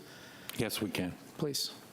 And then if you can, within, would say 14 days, give me some type of email or some type of notification if they are. That way I can respond to. I want to make sure I heard him correctly. He said SB 4? funding from the state? I'll get with the resident and get the information. That way we're not taking away time. Okay.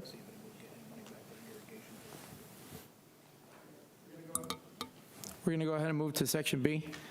Request approval for NGU sports lighting offer of business number 1116 for completion of CIP Parks Project Dewey Booster baseball field lighting at cost not to exceed the approved budgeted amount of $325,000. Thank you, Mayor. Once again, Commission, this is a capital improvement project that was approved during the budget process to retrofit the ball field lights at the Dewey Booster baseball fields. Currently, we have the metal halide lights that are 25 years old. They are out of warranty, reached the end of their life service. We want to retrofit those to LED energy efficient lights, similar to what we did at Van Park during last budget process.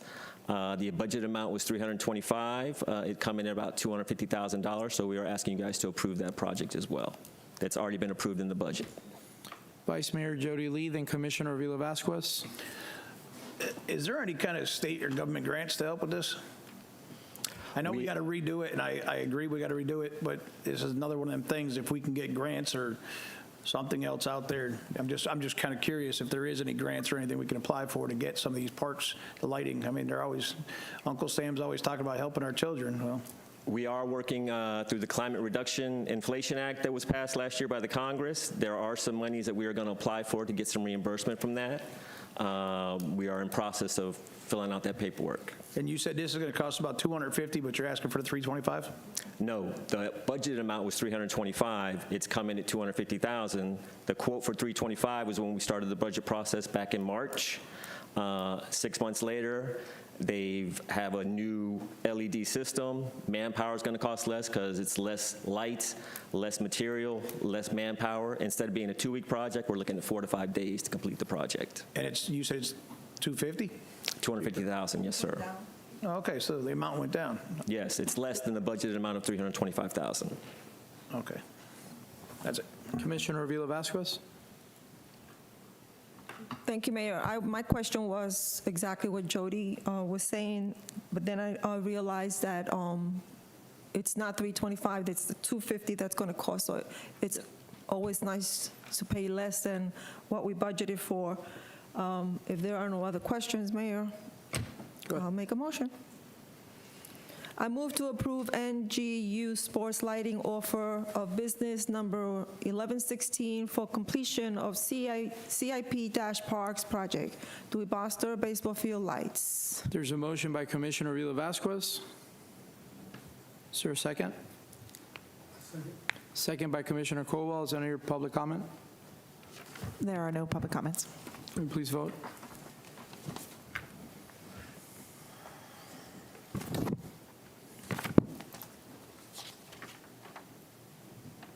Motion passes 6-0. This time we're going to go to section C, request for consideration of all reappointments, appointments to the Affordable Housing Advisory Committee. Ms. Rafferty. Thank you, guys. Thank you, Mark.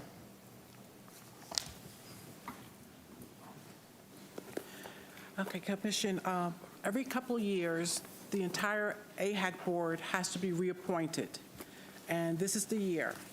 So I provided a list of who is already on the board, who requested to be reappointed, and then we also took in applications of new people who wish to be appointed. Now, not everyone who was on the board wanted to come back, so that's why you have quite a few openings.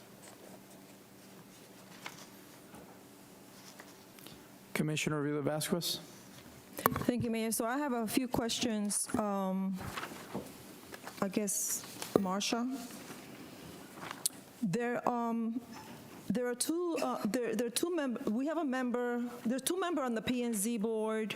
One is already a member of the AHAC board.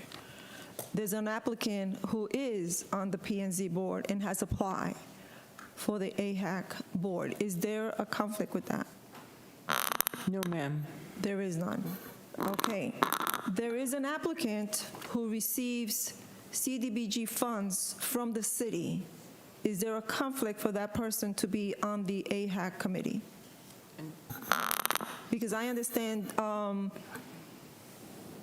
it was explained that Pastor Bradley resigned when he became a board member because of the funds that he gets for New Hope Human Services.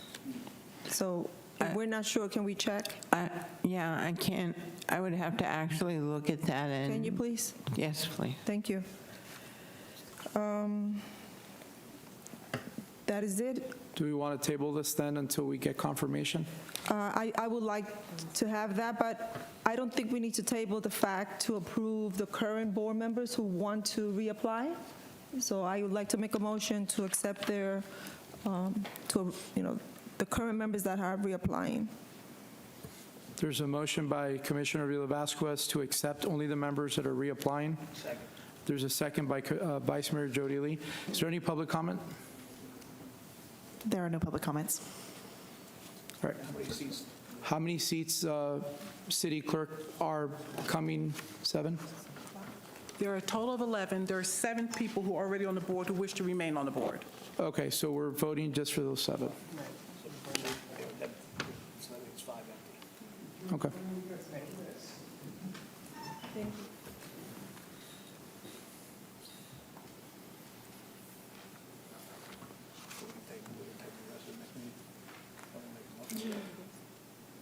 So just for clarification for the dais, the motion is to vote in the ones that want to stay on the board and then table the rest for the next commission meeting And the one so we can get conflict, yes. confirmation of the legalities of the CBGD stuff.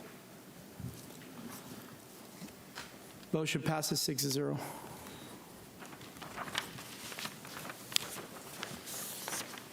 And Mr. Whitcomb, you'll let us know when we're going to go ahead and start. That's going to come back to us so we can all make determinations before the commission meeting. Perfect.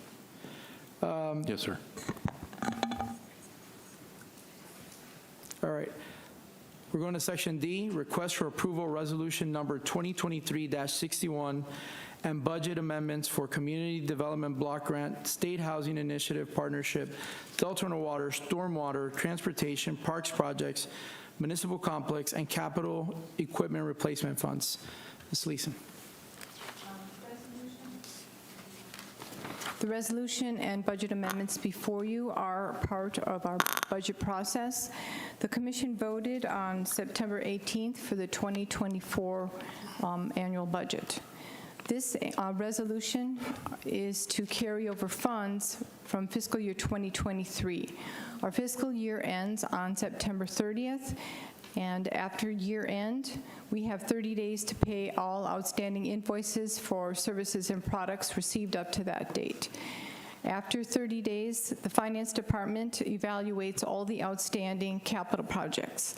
This is specifically for capital projects, not operating expenses. Operating expenses are things that we pay for that are limited to the fiscal year. Projects do not typically end at the end of the fiscal year. It's quite customary that they exceed the 12 months. 12 months is rather an arbitrary signpost for capital projects. So the budget amendment before you are for projects that are still in process, and when we budget for one fiscal year. These projects were budgeted in 2023. So whatever is remaining, we roll to the next fiscal year so the projects may be completed. Thank you. I'm going to take a point of privilege because I've had a question that I can't seem to get an answer for, and then I'll go to Commissioner McCool and Vice Mayor Jody Lee. So, and I'm not picking on anything specific, but we completed the West Crowell project for $300,000. And I'm just curious as to why it hasn't been reduced from the carryover. Mark, can you speak? Sorry, Mark, I don't mean to pick on you. Generally, the department heads have more specific knowledge about the projects themselves. I believe I got that question from a resident. You turned it off. I had that question. You turned it off again. Can you hear me now? All right. Thank you. I got that question a few weeks ago from a resident as well. So during the budget process, that money for the West Crowell tennis and basketball court renovation was put in the budget. We sped that process up, and we were able to complete that process prior to the end of the fiscal year. Unfortunately, that was in the budget as a precautionary measure. We will not be spending that $300,000 to do those courts again. That project was completed ahead of time, but we had to leave it in the budget at the time because we weren't sure we'd be able to complete it because it's a rainy season and we weren't sure it'd be done before the end of the fiscal year. But that project was complete, so that money, that $300,000 that you're referencing, will not be spent at West Crowell Park. Can we see that reduction on this before we actually vote?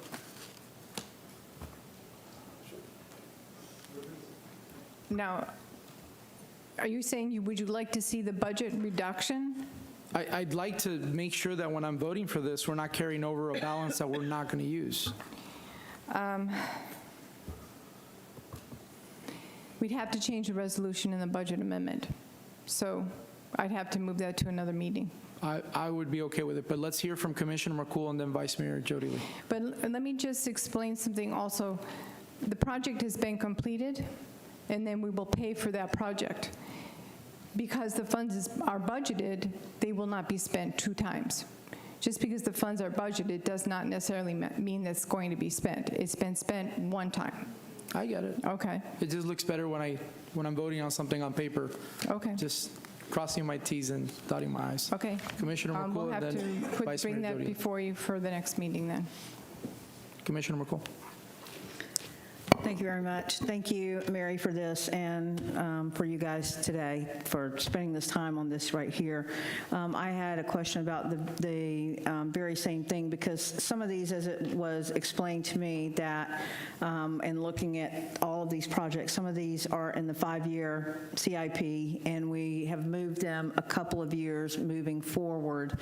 Another confusing thing which I have asked about and will be asking City Manager about is we have the comprehensive book and we have the budget book, right?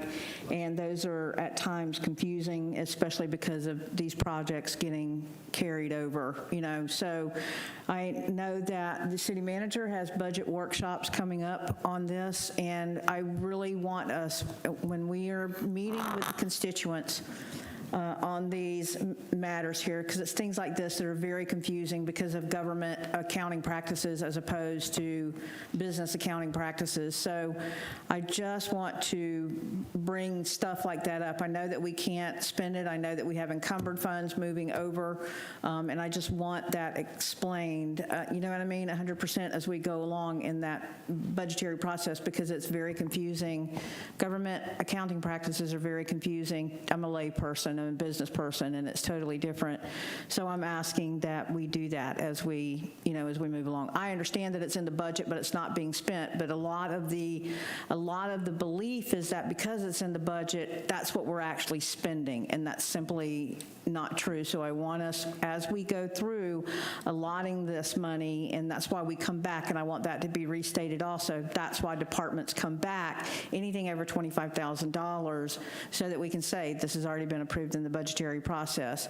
But it's just accounting practices and moving the money. And it looks like all over our budgetary process to our constituents, because our constituents are really smart people, but used to business accounting or home accounting practices and not government accounting practices, that be defined as we move along. It's just confusing. It looks like the city has stolen money. It looks like we're trying to walk off with money. It looks like we don't know what we're doing with money. And I'm just saying what's being said in the public. Not that that's true, but I'm saying that we have to address that so that we bring the constituency along with us as we go through the budget process this year. And I'm glad to see that we're doing, thank you, Mr. City Manager, that we're going to start that process early in January. We have plenty of time to bring up these concerns, plenty of time to educate, and I just want our constituents, all these questions asked about this money. It's confusing, and I understand that. So that's all I have, Mr. Mayor. Thank you. Vice Mayor Jody Lee. Thank you, Mayor.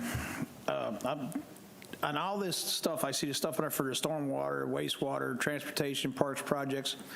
I hate to call Phyllis up, but I'm going to have to call her out because this way I get this answer. By any chance, is any of this money anywhere got something to do with that $250,000 for them backflow filters? And if it does, say it, but if it doesn't, please, was that all done or completed? Because there's people that have been asking for it repeatedly.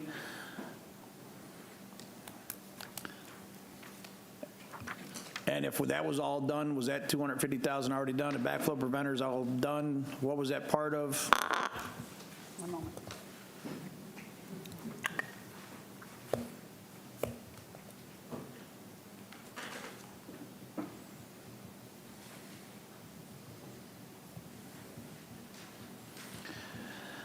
You know it's bad when you need a second.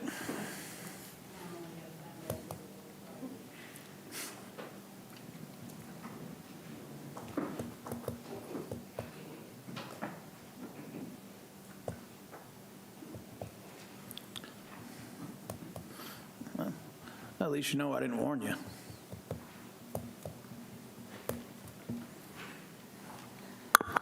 Phyllis Wallace, Public Works. Looking at Exhibit C, I can't tell you exactly where the line item is. What I can tell you about the backflow assemblies that were purchased or recommended for purchase back in 2022, I believe it was. Yep, it was in February the 7th of 2022. This was brought before you specifically to purchase $250 of backflow preventers specifically for reclaimed installation. Some of what we're hearing now has nothing to do with reclaim, has to do with regular potable water and residents and businesses that have irrigation systems. So all that $250,000 was spent on the backflow, and those are all installed now? As far as I know, they have been installed, but they were strictly for reclaimed, and that had to do with some regulatory requirements. City Manager Whitcomb, somebody help me out here. Here we go. I got it, Glenn. Commission, Mayor, yes, those backflow preventers were purchased from Ferguson Underground, if I remember correctly, back in February of 2022, and that is for stock for the reclaim areas. The reclaim areas pay for it through the impact fees and meter connect fees and stuff to that effect. We are looking into, and I'll go ahead and jump into this next little portion, we are looking at the backflow installations as far as, so in other words, we're required to have them in the reclaim areas. We're also required to have them on irrigation, on, if someone has a well in their backyard, those types of things. Anything that can cause a cross connection to cause contamination in the distribution system. So what we're doing, we put a pause on some of the stuff. We're working on a new cross-connection control program that we have to send to the health department. Actually, they are a primacy agency for DEP, and they will review that program. When they review that program, then we'll bring it to the commission for approval. So we're going to try to change a few things in it. And also along with that, we have been talking to our customer service and our billing department on the letters that went out for the irrigation systems. We are looking at including that into a payment program along with their backflow. In other words, if they're required a backflow, the city will go out and install the backflow preventer, but the customer on the irrigation system will pay for those backflow preventers through their water bill. So that's the current plan right now. That's the thought. And over a time payment period? Over a time payment period, yes. And it will just be for material only. It won't be for installation. So that's what we're looking at right now. Thank you. Commissioner McCool. Glenn, thank you for that. I know we've been talking for a couple of months on that now, so thank you very much. I appreciate that.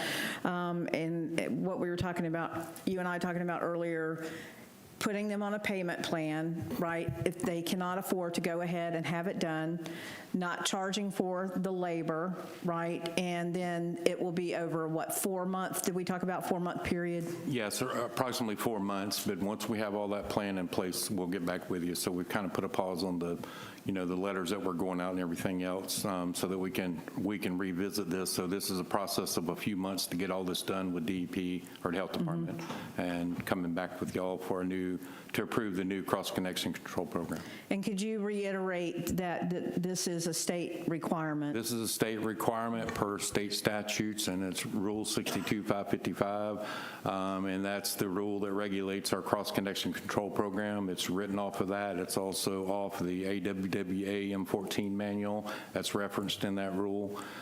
So we are going back and revisiting everything. Once we get the new meters in and the new reading system, through the towers and everything, we are hoping to be able to make some more changes then too. So that's where we're at. And can you reiterate, let me ask you this, regarding the maintenance on this yearly inspection fee, can you speak to that? Well, what we're going to propose is that we install the backflow preventer. It has to be tested at time of installation, and then it has to be tested every so often after that. We would install it, we would test it the first, at the installation, and then the maintenance and repairs and testing, we've been turned over to the residents at that point. And what is that fee approximately per year? To test one, about $60. It depends on who you use. Okay. All right. So, and that's being implemented within how long do you think? It's going to take us a few months to get all this done, with the regulatory agency and get everything in place. So I'm going to say probably 3 to 4 months. Okay, so we're good on that now. What about the residents that have received letters and, is there, I don't remember, is there a deadline on there or a time that they're supposed to? What are we doing regarding that? We're looking at that as we go along. We had a meeting this morning. Ms. Wallace and Mr. Parrish can attest to the meeting this morning. I was adamant that we do certain things, and they've agreed, and they've gave me consensus also, the same way of the thought pattern that I had, which that's the direction we're heading, unless you all have a consensus to do something different.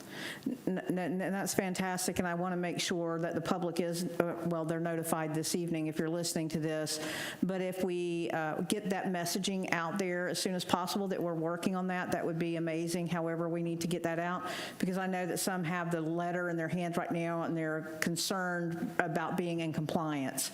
So can you tell us how to direct these customers, the residents that have compliance questions right now? They can call our backflow department, or they can call Mr. Parrish. You got a number, Jim? Yes. You can contact me at 386-878-8922. Okay, so Glenn, if we could get that messaging out, maybe in the water bills or whatever we need to do, because not everybody's online, and I know that some of the more elder population might need to get this information. Yeah, we have to be careful how we handle this because of the regulatory requirements. We can't just avoid the regulatory requirements. We got to still continue on. So there's some things that that we're going to look into and take care of. Okay, thank you very much. Commissioner Avila Vasquez. Thank you, Mayor. Glenn, the backflow for the areas that have reclaimed water, such as Saxon Ridge, is that charged per resident or is it per site? It's per connection. It depends on if they've got it. They got reclaimed there. So what happened is back a few years ago, we got a grant from, I believe it was St. Johns River Water Management District, and there were 4 locations or 4 areas that they did reclaim in. They went in and retrofitted.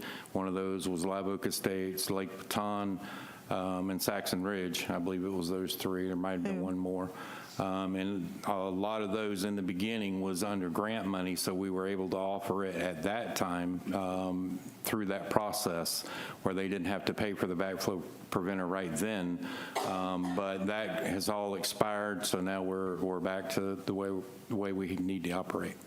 So it is per house that has to pay for the backflow, and yes, and it will not be, I'm sorry to interrupt, ma'am, but it will not be the entire city. It's just someone that has a potential for cross connection. I'm sorry, I was referring to Saxon Ridge. Okay. So it's per house, and using Saxon Ridge as an example.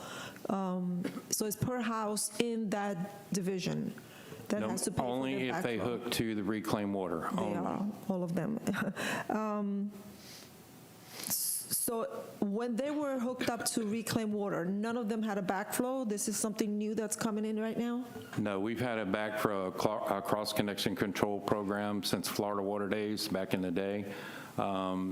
And so anyone that had reclaim were required to have a backflow preventer. So if you had your subdivisions like Pine Trace, Autumn Woods, Twin Lakes, all those subdivisions, they were the first ones on reclaimed water.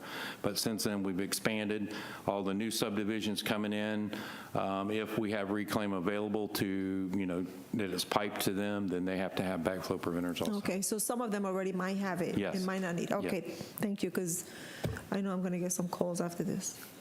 Thank you. All right, so this time I'm looking for a motion to table this until we can get this rectified. Mayor. Hold on one second. Your question brought back the conversation I had regarding the West Corral Park project with the resident, and the issue was that is not in your carryover you guys are voting on tonight. That was in the budget book at the time it was printed because of that. So it's in the capital improvement project in the budget book. So Mary has a solution to fix that problem that still allows you to vote on the carryover tonight.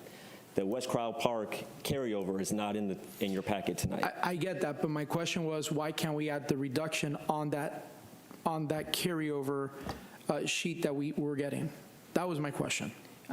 I can't change it right now. I mean, Joyce. That's why I was asking for Yeah, but let me just explain one thing about government accounting, that it is in the budget book specifically for this project. So that means this money cannot be spent for any other purpose other than this project. The project was completed in late September.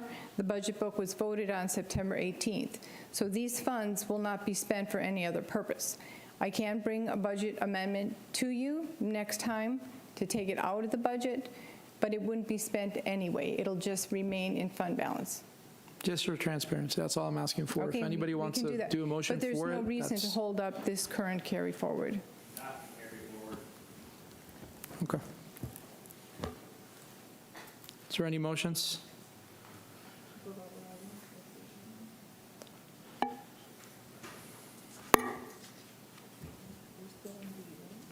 We're on D, correct.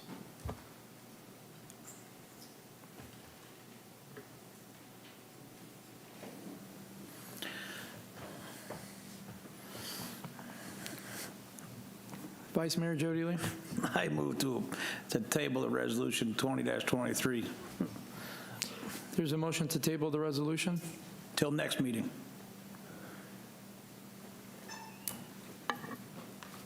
It dies for a lack of a second. There's a second by Commissioner Colwell. Is there any public comment? There are no public comments. Will you please vote?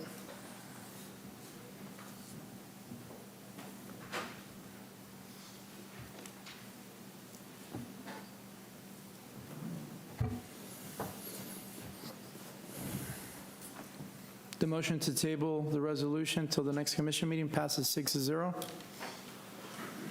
This time, we're going to move to Section E, request approval for a resolution, budget amendment, and contract approval for the purchase of a replacement fire engine and essential equipment with the approved budget funds. Fire Chief Bill Snyder. Good evening, Commission. Bill Snyder, Fire Chief. Here tonight to request the purchase of a fire engine.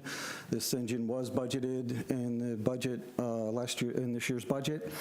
When we were going through the budget process, we felt that we had budgeted for all the typical increases that would normally come with the fire engine like this. However, something that we found out after we did through the budget process is we found out that they have new emission standards from the federal government. These emission standards require the complete redesign of the motors for the fire engines, as well as the transmissions and the emission systems for these fire engines. The cost of these redesigns and these new motors and stuff like that is an extra $100,000. Which we did not budget. So The cost, when we did a quote here about a month and a half ago to get the current quote for the engine, was up from the $825,000 that we budgeted. The current cost would be $950,617.42, and that's if we do what we've normally done with all the other fire engines that we've purchased, and we prepay for the engine. The prepayment does save us about $37,000.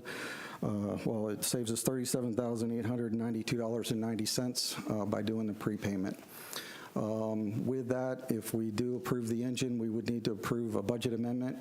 The budget amendment, we would need an extra $125,617.42 to go from the $825,000 that we budgeted to the $950-some thousand that the current engine is costed at.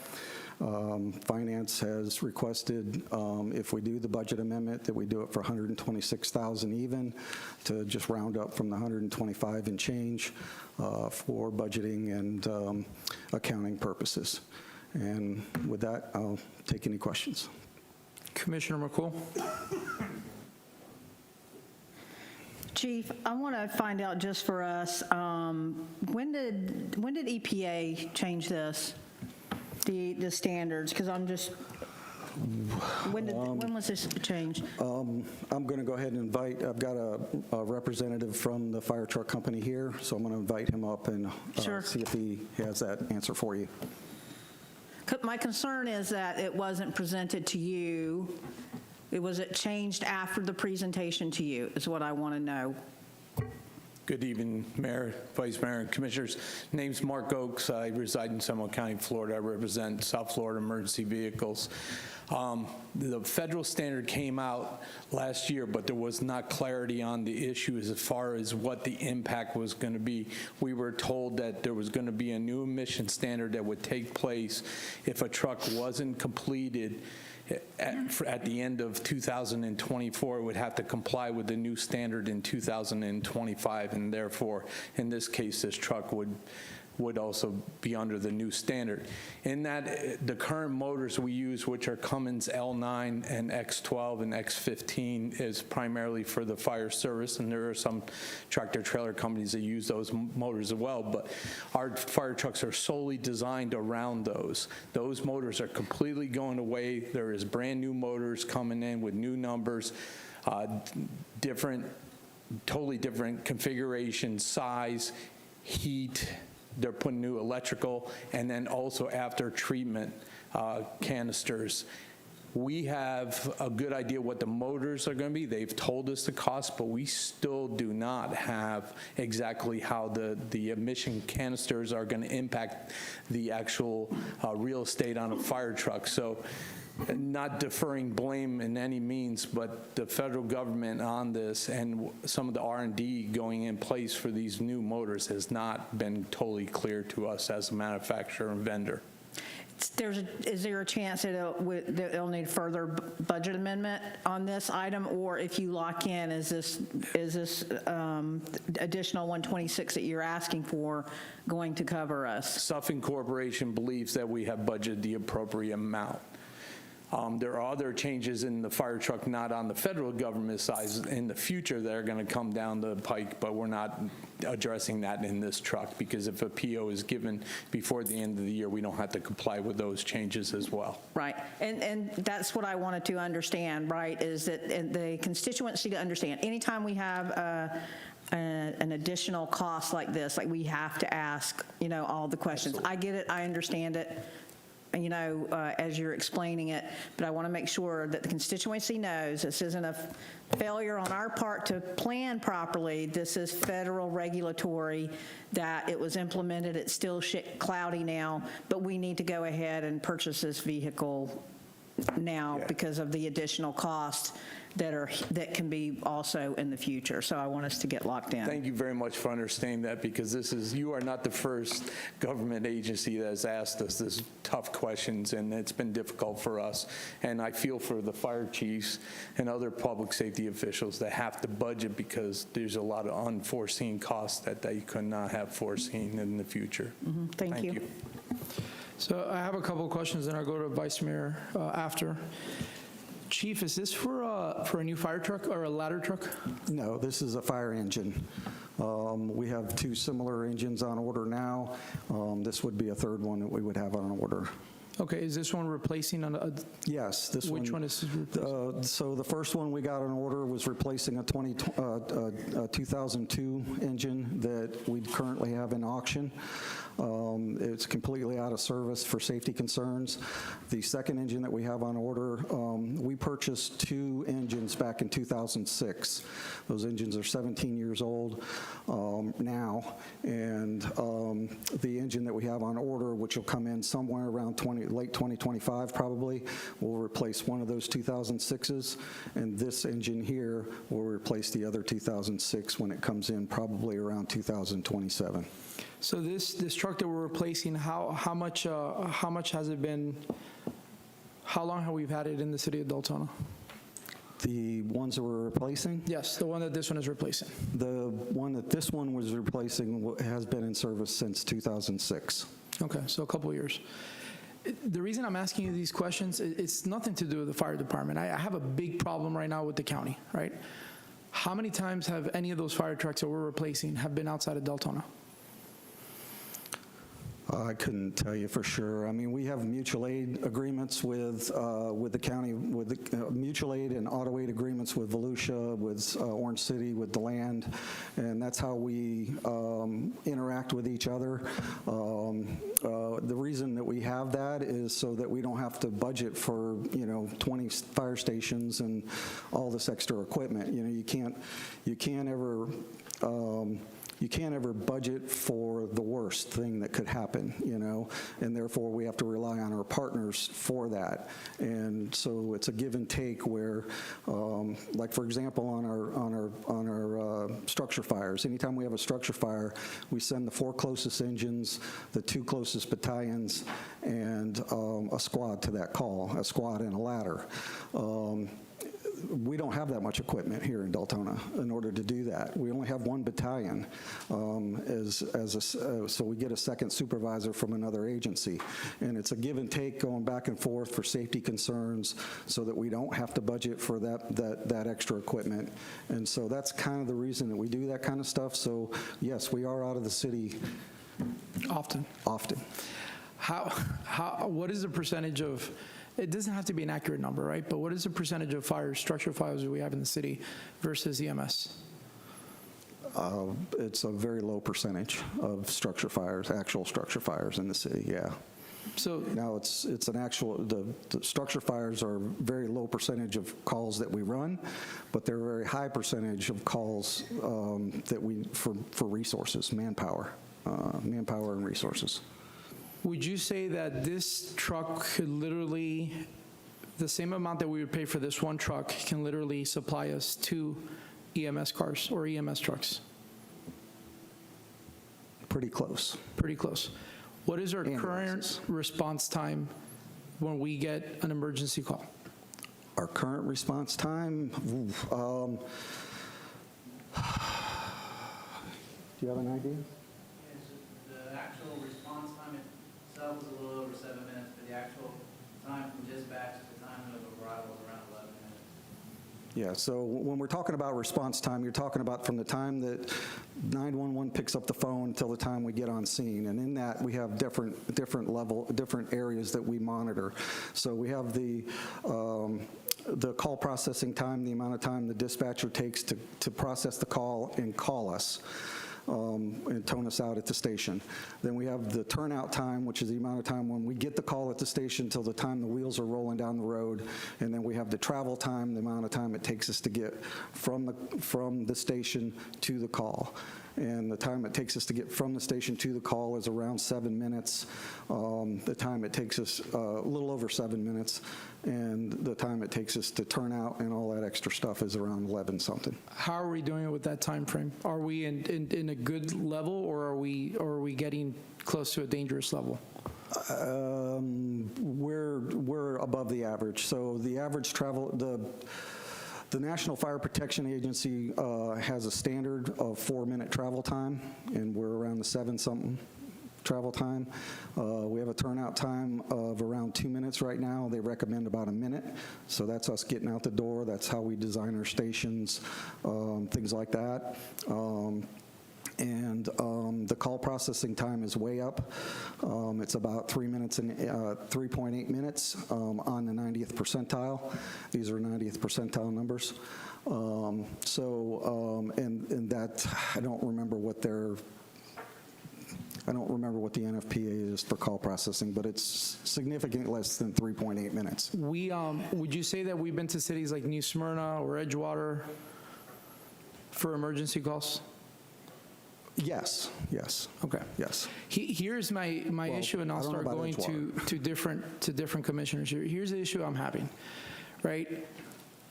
We sometimes, because I hear this from some firefighters that have reached out, because they have concerns. When they get a call and they have to do a transport or something, for example, to Daytona Beach, they get stuck in Daytona Beach all day, all right?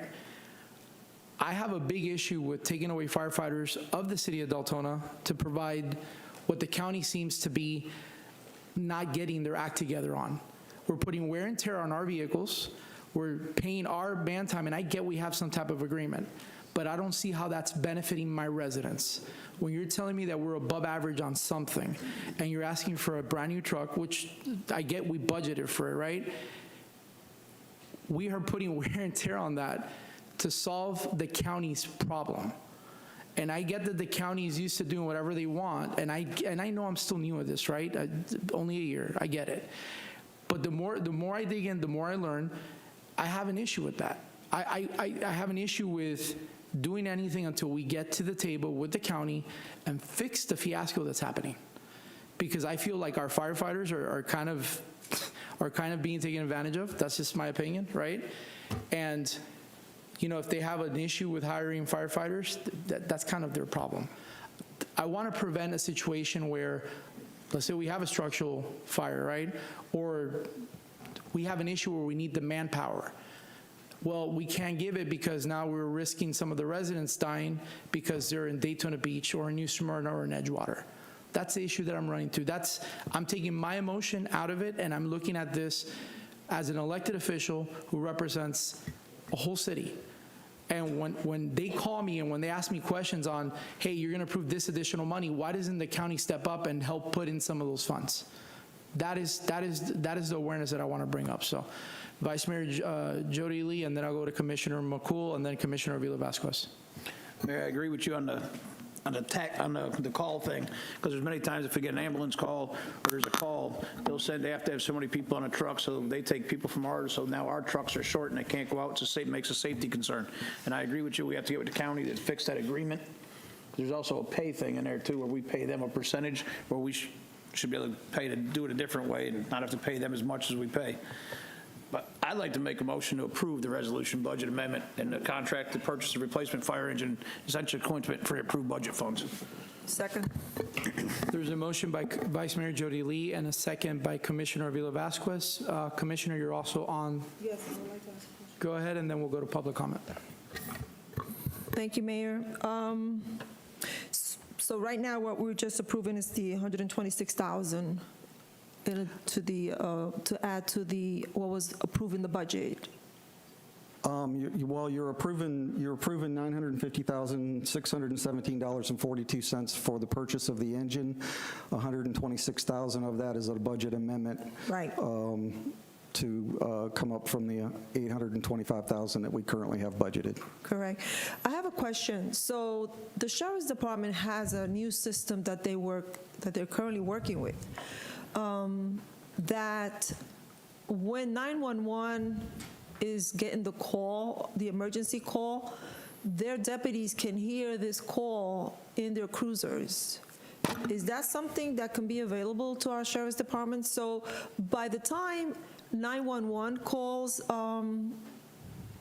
out the call to whoever wants to pick, closer that can pick it up, somebody's already there at the site. So, I mean, I'm not sure if this is something that can work with our fire department's system or not, but it might be something to look at. Yeah, it's definitely something we want to look into. We just heard about it when the sheriffs announced it. I had not heard of that technology before. I know they're doing a lot of stuff to try to improve the call processing times at the dispatch centers across the nation. And that would, if there was a way that we could alert, that when that would happen, if they could alert the station where that call is in, then that certainly would help us, know that the call's coming in and we could start moving towards the trucks a lot sooner. But I don't know much about the technology, so this is just assumptions on my part. We definitely want to look into it and see I mean, I don't, what I don't know much about it myself either, but I know it was explained to us in the last CompStat meeting, and they got a good turnout. I mean, one of the calls, by the time 911 was on the phone, giving the job to one of the cruisers, they were already on site. Right. So I'm just, saying if you can follow up and see if they we could certainly are benefit going to our look into fire it. department, it'll be great. Yeah, we're certainly going to look into it and see, what it's all about, because it's the first I'd heard of it, so. Okay, thank you, Mayor. Vice Mayor Jody Lee, you're back on the board. I just want to make a counter suggestion. Glenn, could you get with the county city manager and talk about that agreement and see if we can get settled down and talk about that agreement about the dispatch thing and everything else, we can get that issue taken care of. I've talked to our county commissioner, David Santiago, about it in the past, and see if we can do something to try to figure out that agreement and change it and do something we got to do to fix it. Yeah, just for your knowledge. I know this got nothing to do with that, but I just want to, it's already in the spotlight, so. The agreement is for the transport agreement, I believe you're talking about. And just for clarification, we only leave the city for emergency calls. So if it's a non-emergency call, we would not leave the city for transport type thing. Right. I know there's a thing, we get shortchanged sometimes when people are out. We have vehicles now that are short without manpower. So I just want to throw that in there so it's on the record. We can see if we can fix that. Thank you. Public comment, please. Richard Bellick, please. And then you got former Commissioner Sosa as well.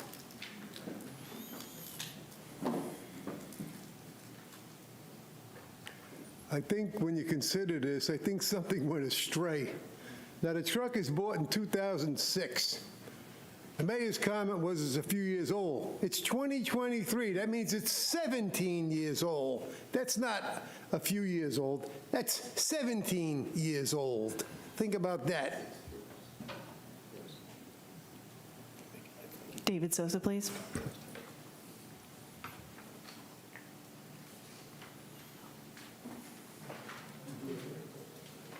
Okay.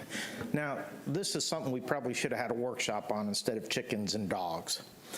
Now, in regards to response times, is that an aggregate of all in-city calls and outside city calls, or do you have them separate, cataloged by in-city and then out-of-city calls? Because I know the response times, the higher the response times, what's that do to our ISO? It increases our ISO. So we need to look at that. And do we have a spreadsheet of these calls where we're tracking them outside of the city, and is it really worth having an interlocal agreement? Me personally, I believe that interlocal agreements are very good and they're necessary. As far as inventory on the fire trucks, I know we've approved 3 or 4 trucks over the last few years and 2 or 3 transports. Is there a current list of inventory with the year and when the actual expected replacement schedule is? And then going back to the county, we're taking over a lot of transport. It's my understanding, I found out the other night, that we're adding another transport. So the county's responsible for that transport. The city's taking it over and we're getting a couple bucks for it. but it doesn't, I don't think, cover the cost of what we're doing. Are we getting some kind of reimbursement for the county? Because the majority of our county taxes go to where? Public safety. And most of that public safety is paid through who? The city of Deltona taxpayers. We pay $13 million for the sheriff's office, and now we're taking this, and we get no discount from the county. And as far as, reimbursements, I know we're leaving over $500,000. Last time we had a workshop, we left over $500,000 on the table that we didn't collect.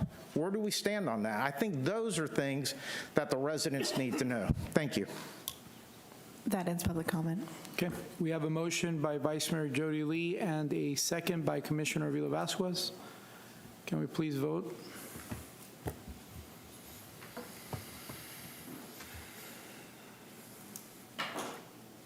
Motion passes 5-1. Thank you. This time, we're going to go ahead and move to Section F, request approval of the October 1st, 2023 through September 30th, 2025 collective bargaining agreement to the City of Deltona and the Deltona Professional Firefighters Local 2913. Mr. Whitcomb? Yes, and we have our labor attorney, Mr. Wayne Helsby, here that was very instrumental in this contract negotiations, along with the fire chief, so they'll be doing a presentation. Good evening, Mayor and Commissioners. Wayne Helsby, the Chief Negotiator for the city. So we've engaged in negotiations with the fire union over the past summer to arrive at a successor collective bargaining agreement from the previous agreement, and we were successful in doing so. We've arrived at a tentative agreement. We sorted through a number of issues that were difficult ones, but I think we managed to get through them in a very professional and cordial manner. So I thought I would just give you some of the highlights. I think we've given you the tentative agreement in your package. The union itself, as a body, the bargaining unit members have already ratified the tentative agreement. So it's here for you to consider ratifying as a city council. I thought I'd give you just a few highlights on it and then take any questions that you might have. As the city manager said, the agreement is a 2-year agreement effective October 1, 2023 until September 30, 2025. We agreed on a number of wage and benefit enhancements to keep pace with surrounding jurisdictions and continue to attract and retain employees in the fire department. The highlights are a 3% increase across the board effective October 1, 2023, and then a 2% increase across the board effective on 4/1/24. In the second year of the agreement, we would likewise have a 3% increase across the board effective on October 1, 2024, and a 2% increase effective on April 1 of 2025. The contract does call for a minimum of a 2% increase at the expiration of the agreement if there's no successor agreement reached. That's a clause that was in the previous contract that we continued to maintain in this particular agreement. In addition, we agreed to raise starting pay. We increased starting pay from $15 per hour to $15.30 per hour, effective on October 1, 2023, and then to $15.60 effective on October 1, 2024. We continue to pay longevity payments that are part of the existing collective bargaining agreement. We rolled those over. Those are tiered depending upon the years of service that each individual bargaining unit member has. We increased the paramedic pay incentive. We increased that from $2.35 per hour to $3.06 per hour effective October 1, 2023, and then to $3.43 per hour effective on 10/1/24. In addition, we increased rescue seat pay from $2 an hour to $3 an hour for paramedics assigned to the transport unit, and for from $1 per hour to $2 per hour for EMS. A couple other things we agreed upon. We added some incentive pay for state-certified hazmat technicians. We increased the maximum amount for the educational assistant program for each employee from $2,500 annually to $5,000 annually. We increased event pay from $27.82 per hour to $32 per hour. And then lastly, we agreed on FTO, that's Field Training Officer incentives. We did an incentive of that for $1 per hour for hours worked as an FTO. We also reached an agreement to fulfill elements of a memorandum of understanding that we had agreed to by the city with the fire union for use of transport funds. This MOU was agreed to back in 2020. There was a dispute about whether the city had fulfilled its obligations under that MOU, so we reached an agreement in the collective bargaining agreement to extinguish that dispute and fulfill all the obligations in the MOU. And the highlights of that are we agreed to $100,000 to the city education fund for all employees per fiscal year, $120,000 to the fire department training budget per fiscal year. We agreed to maintain the assistant chief of EMS position, the captain of EMS training, and the quality assurance position. And then the remaining monies would be used to help fund the fire department's budget. And the MOU, as I mentioned, as a result of those agreements, would be extinguished. There are other changes in language to the collective bargaining agreement. For the sake of time, I won't go through all of them. We did, as a highlight, streamline implementation of the methodology for changes to the fire department's policies and procedures. We implemented a fire trainee program with a base pay of $14 per hour. We agreed to payment for recertification and training. We modified that to comport with current practice, made some changes to the bereavement leave policy, sick leave usage, and some modifications to the promotion article.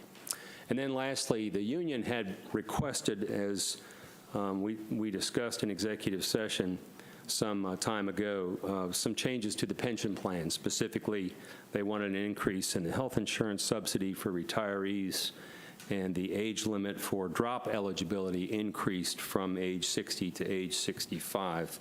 What we agreed upon was to instead have an actuarial study undertaken in the first year of the contract to determine the financial impact of those proposals. And then we agreed, once the actuarial study was completed, that we would get together again and resume negotiations with regard to those demands.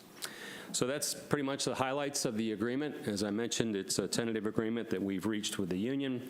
The union has already conducted a ratification vote and accepted the proposed collective bargaining agreement, and the administration recommends it for your approval. Glad to take any questions that you might have. Commissioner McCool. Thank you, Mr. Mayor. Thank you for being here this evening. I appreciate it. I have met with people on both sides of the contract regarding this, residents, and listened to what their concerns are, because one of the biggest concerns is that we spend most of our money on public safety, period, with the $3 million, $18 million being firefighter and the other being our sheriff's department. And with that being said, I want to talk about a couple of things that will impact that. The majority of this agreement is amiable, because I went through this last year, right? And it was very contentious, first of all, and I'm really hoping that it will not be this year. So a couple of points here. Article 17, wages, Section 1. If our Madam Attorney could take note of this, please. There are some housekeeping things, but it does matter. When we talk about effective October 1st, 2023, each bargaining unit member shall receive a 3% pay increase. I would like that noted as a 3% in the base, because I believe that's what is meant by that, as it is referenced in the other three subjects, but the devil is in the details, so if that could be fixed, that would be amazing. Can I get a confirmation for that? That's certainly the intent, is to have the 3% in the base, but we'll... Right, and I would just want that, Sure. that typo, I want that fixed there in the... If you, I was just having that pointed out to me under Section 2. There's a sentence in there about how that is calculated, and it does say the base plus longevity. So I think that's made clear in the next Section 2. if that But helps. words are things, right? And if you're talking, this is a legal contract, I just want to make sure that that's to amend it to say 3% base. I understand it says it in the other sections. Is that correct, Chief? Section 1, or Article 17, Section 1A. Effective October 1, each bargaining unit member shall receive a 3% pay increase, base increase. Is that correct? No. Okay. It says each member shall receive a 3% base increase as defined in Section 2 of this article. Section 2 says that it's the base rate plus longevity. So their base rate plus our longevity pay, it's 3% on top of that.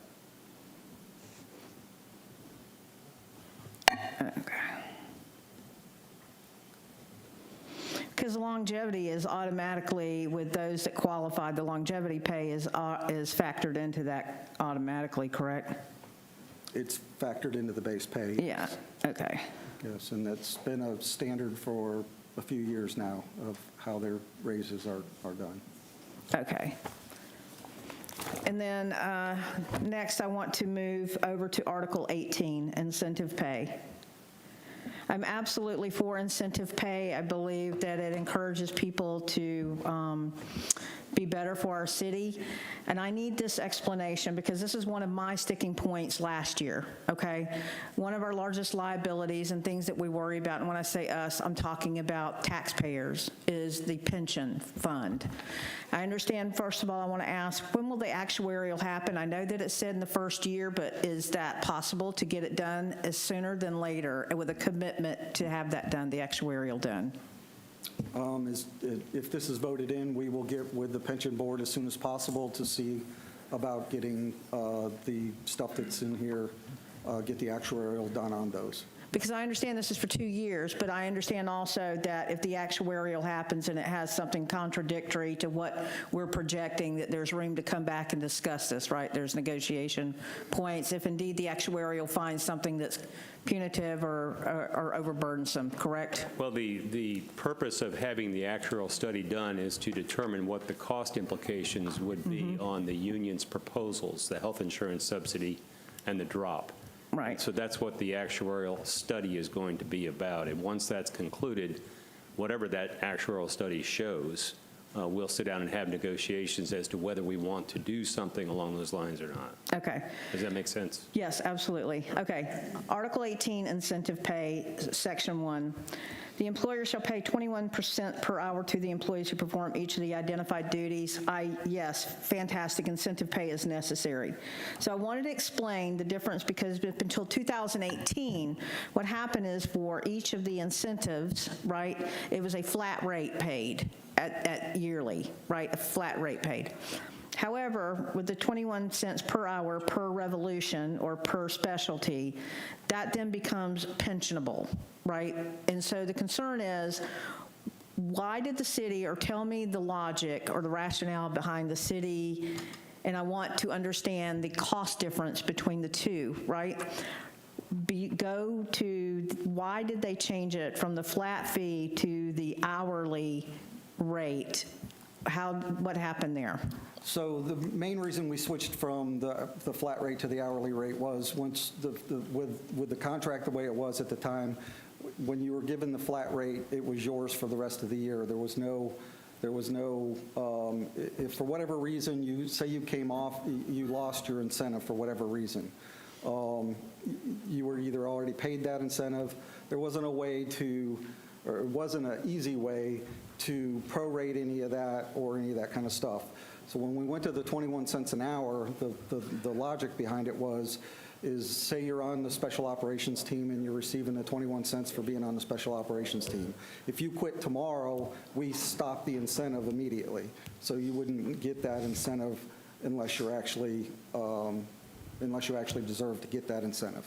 Okay, so what my ask is I would like to see just a cost comparison between the two as it stands today. When is that paid out? Is that paid on the weekly basis? is that paid, the incentive pay? The 21 cents an hour Is paid on the, I would just like to see the cost analysis on that as we move forward, okay? Because here's the thing, there's annual on that. I understand that it's important for the firefighters to be paid, but as this rolls over, and I've asked for this information before, as this rolls over, how much of this is contributed to like pension liability, right?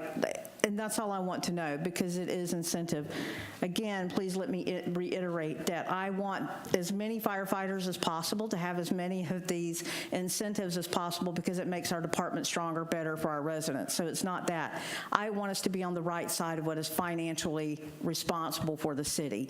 So if in improving, if we move to do this, I want to understand that this is going to be looked at, and I want the commitment that this is going to be looked at. So just for a number for you, a firefighter works 2,990 hours a year, including when you include their FSLA overtime that's built in.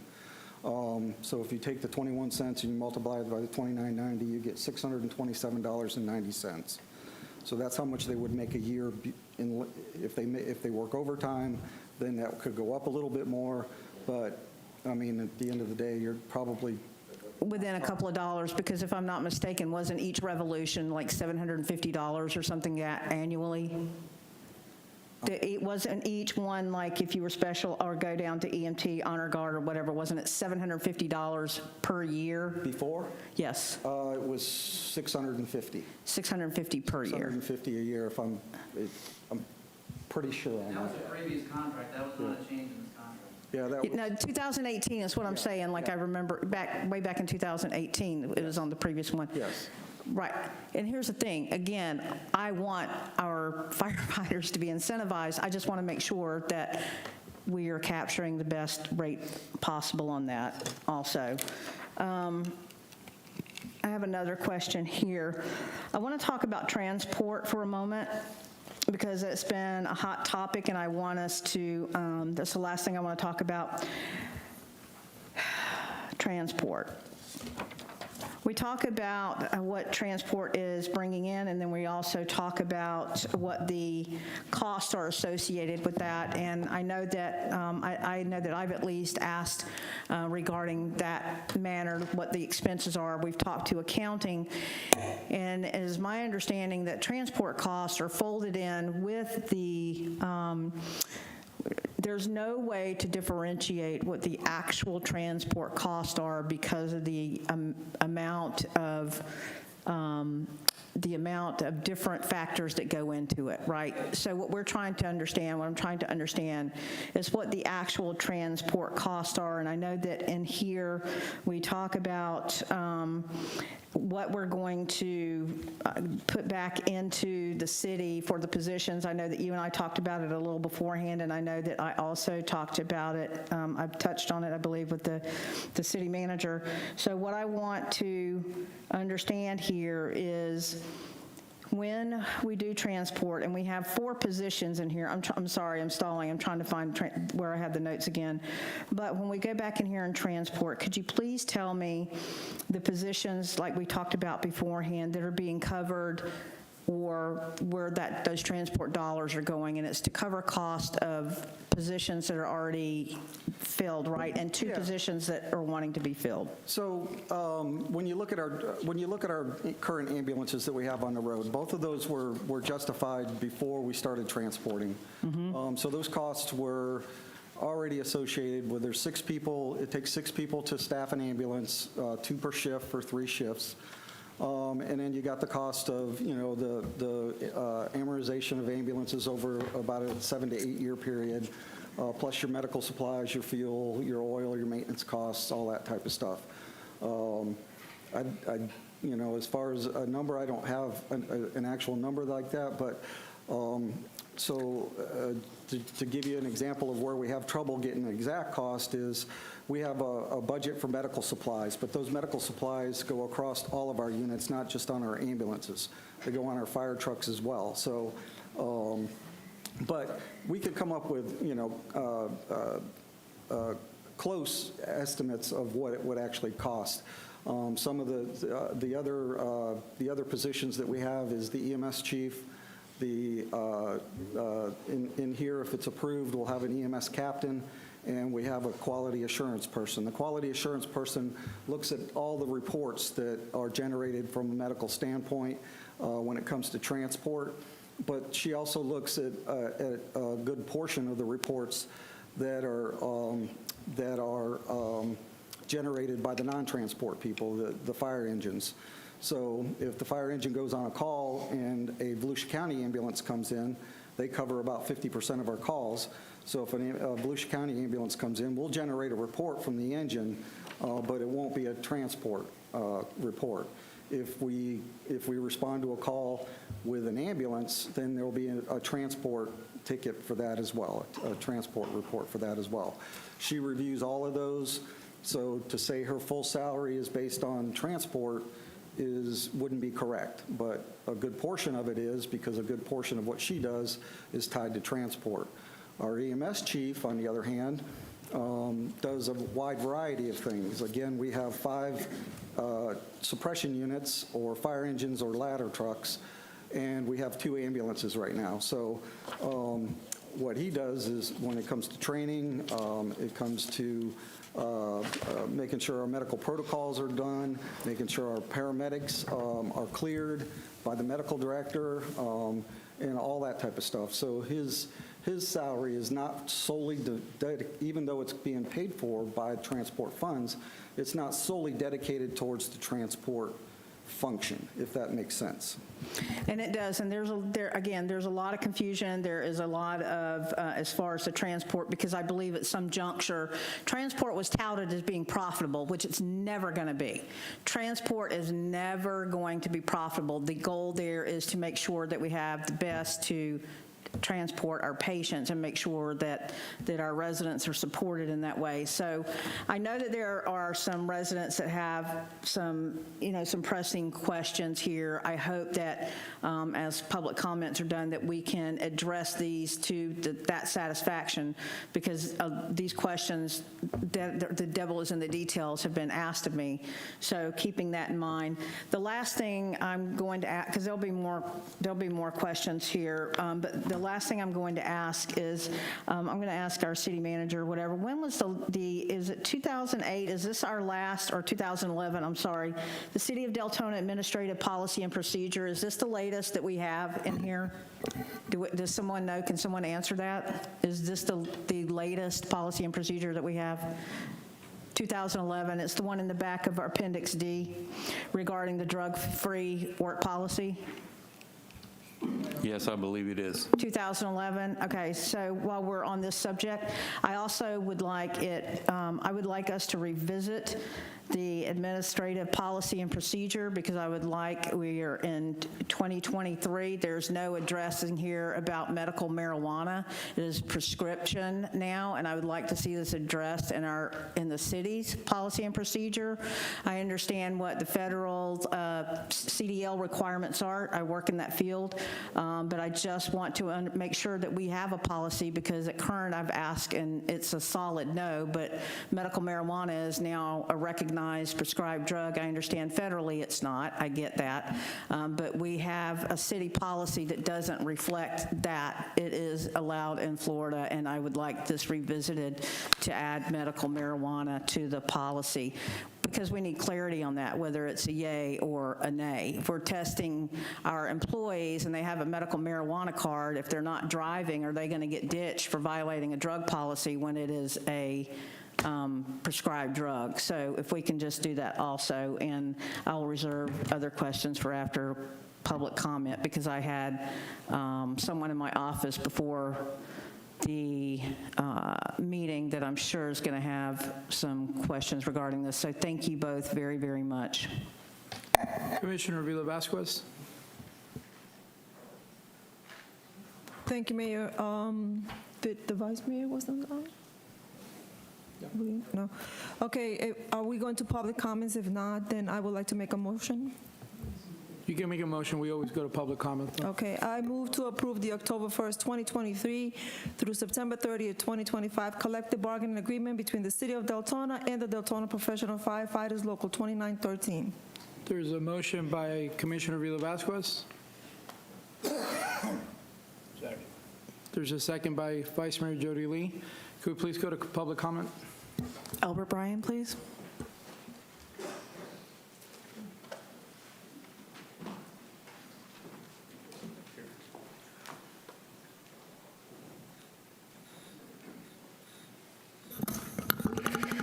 All right, where to start? First off, since he mentioned it, he said that you were taking money that was coming in from transports and putting it towards education. Now, is that actually cleared money? In other words, after all the bills are paid? Or is that just the money that you're receiving from the transports? Because there's a big difference. Now, we also go down here to your pension time, and I'm going to reiterate this one more time. Maybe it'll sink in, maybe one day. You know, right now you're standing at close to $13 million in deficit in pension. And yet your budget this past year showed no help to bring down that pension deficit. Neither does the CBA. So y'all are saying that when y'all can't pay for the deficit that you have in the pension, that you're going to shove it back on these people.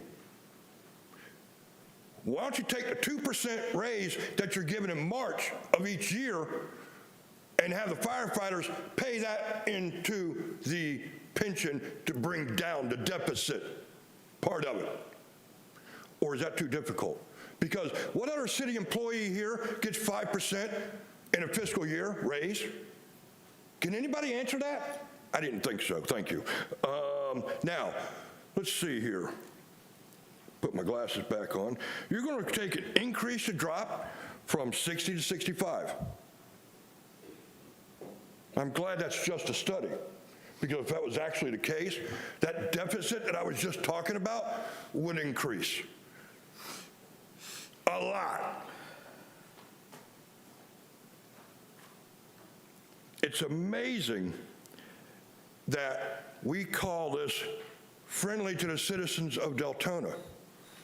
No, this plan right here is friendly to the 100 people that work in your fire department, and that's it. It doesn't bring down the deficit at all in the pension.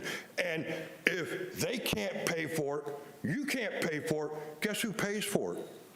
We do. At the end of the day, the city is still responsible for that. So do the responsible thing, will you? At least once in your lifetime up there. A vote for this is a vote for 8 people that work in that fire department, and that's it. It's not for the vote to help the city do the right thing. That's an insult to our intelligence. You know, you call us a bargain agreement. Who got the bargain? The citizens didn't. Yes, we want good firefighters. Yes, we want our firefighters to be taken care of, but we don't want to get raped in the process.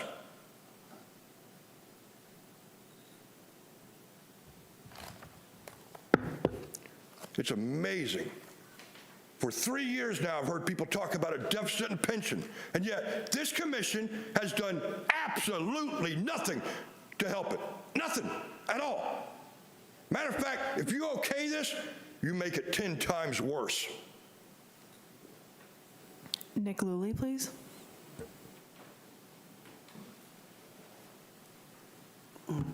Hi, good evening again. So I just had a few questions and then a little storytelling moment. My questions were, is this agreement reflected in our final budget for this fiscal year that was transmitted to the state?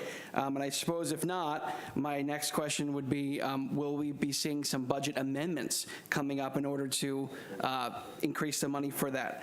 And I think this question maybe was already answered, but I was going to ask, was there a financial analysis that was done either in-house or externally to look at the increased cost as a result of this? And it seems like we're going to have an actuary study in the coming year. So I think that maybe answered that, but if someone has a different answer, let me know.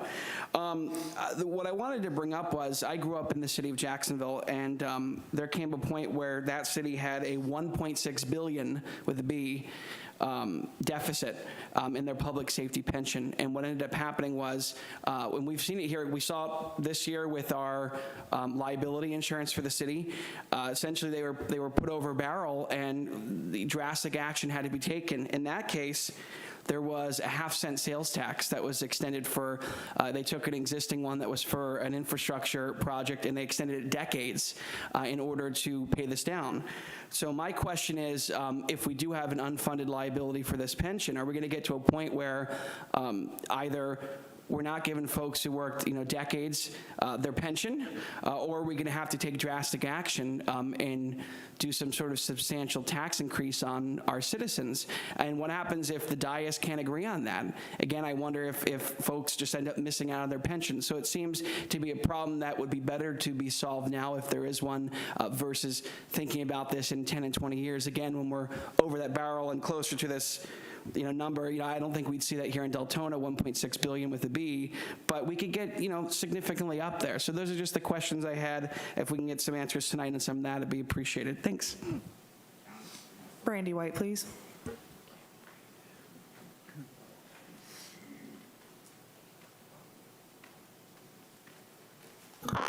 Brandy White, Deltona. I just want to start with Article 17 real quick with the wages. I've actually did a lot of research, been looking at a lot of comparing neighboring cities in regards to our population and setup. And I found one in particular, Gainesville, that is very similar in what we're doing. And what I found interesting in all of these CBA agreements I've been reading at 115 to 164 pages each is that there is no article section that says incentive pay. It doesn't exist. In addition, under wages, it's a merit pay. It's not across the board. Every single one of them is based on merit, and there's a matrix. You can go look yourself. It's all public record. It's all online. There's a matrix for this. It's not across the board. We need to stop with across the board, but then say, oh, we need to incentivize people. That is the incentive. It's your merit pay for doing your job well. It's incorrect to say that, we have to pay this at a percentage instead of a flat rate. I'm interested to see the study as well, and I say that because in these other CBAs, what they do is they offset it in the last check. They also offset it in the last check if you need to pay back schooling. If they've paid your schooling and you quit or get terminated within 2 years, you have to pay it back, and it comes out in your check. I don't see none of those safeguards in here for the city. What I heard was a list of we're giving, we gave, we gave. What did we get? I'm waiting. One thing, give me a couple, what are we getting? Okay, so moving on from section 18, because there's a lot to cover in a small amount of time. We're gonna skip right ahead.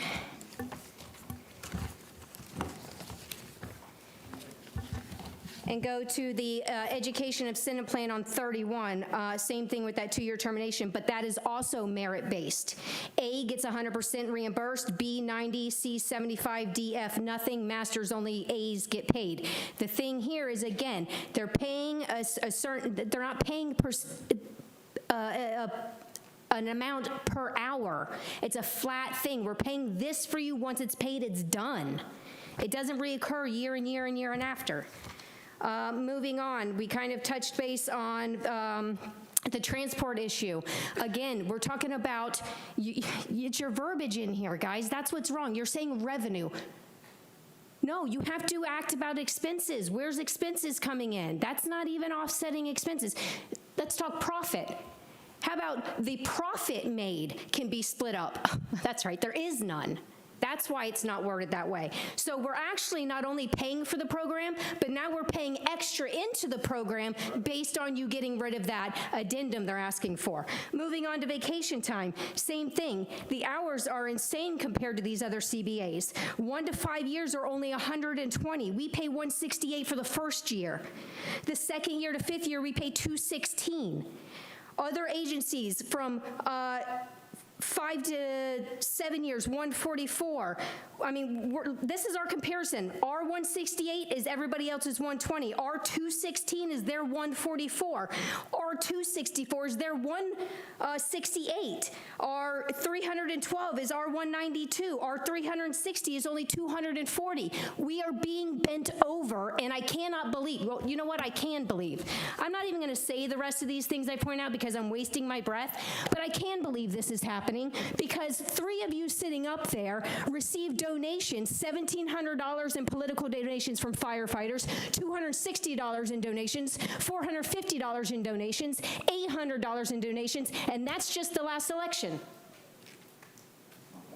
David Sosa, please. All public record. All public record. Slimy little pup.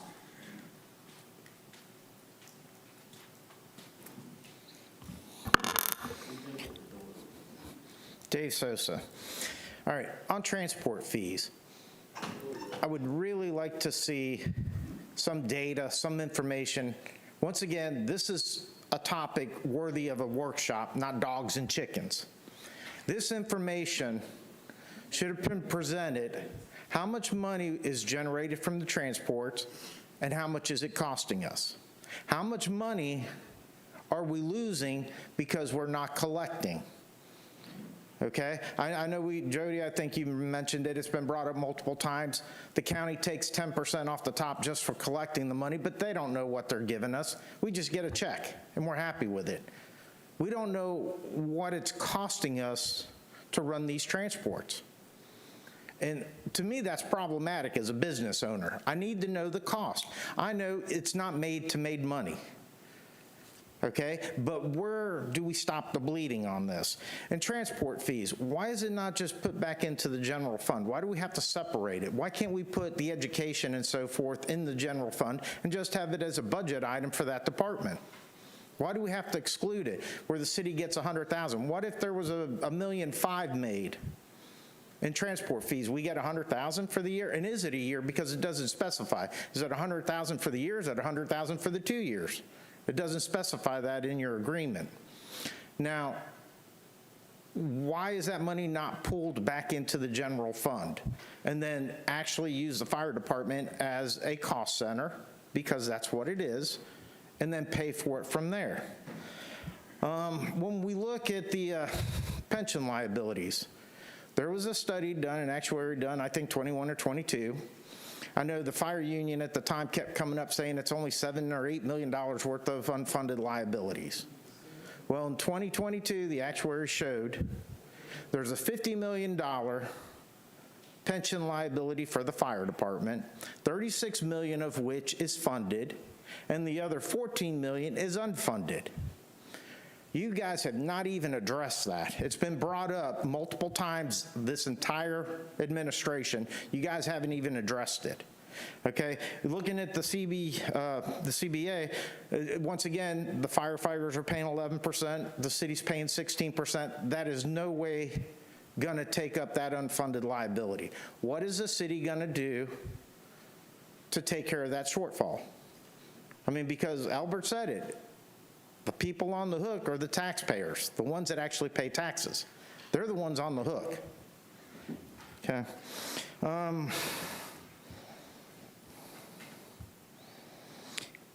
Now, I know somebody had mentioned, I think it was Nick, was this put in the budget?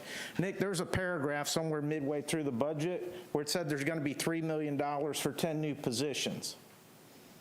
And 6 of that was supposed to be for firefighters. I know, Avila, I've asked you 3-4 times, what are the 6 firefighters for? I found out last week it's for the additional transport. You know, but I had to find out from another source. Communication is important. I'm a taxpayer. When I ask a question, I'd like to get an answer. Mr. Sosa, I'm not going to take up your time. When you're finished, I will respond this one time too about that.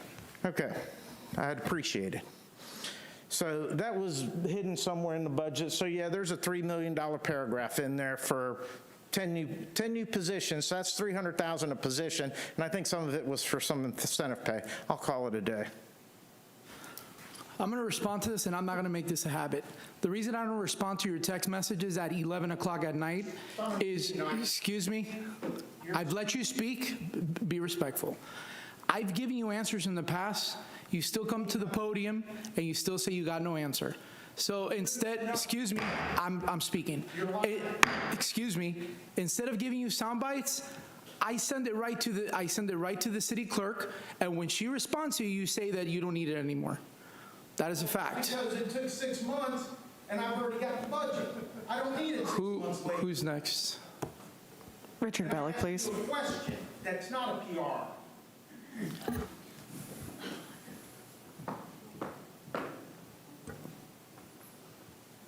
Richard Bellick, please.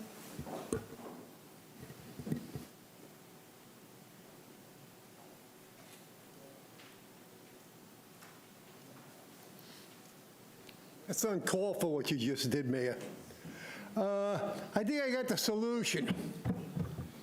13 million you're talking about, right? Sign over the center and Marsh's paycheck, and you got no problem. That ends public comment. Vice Mayor Jody Lee. Just out of curiosity, Chief, could you guys answer any of these things that were brought up? That's my main thing, if you can answer any of these things.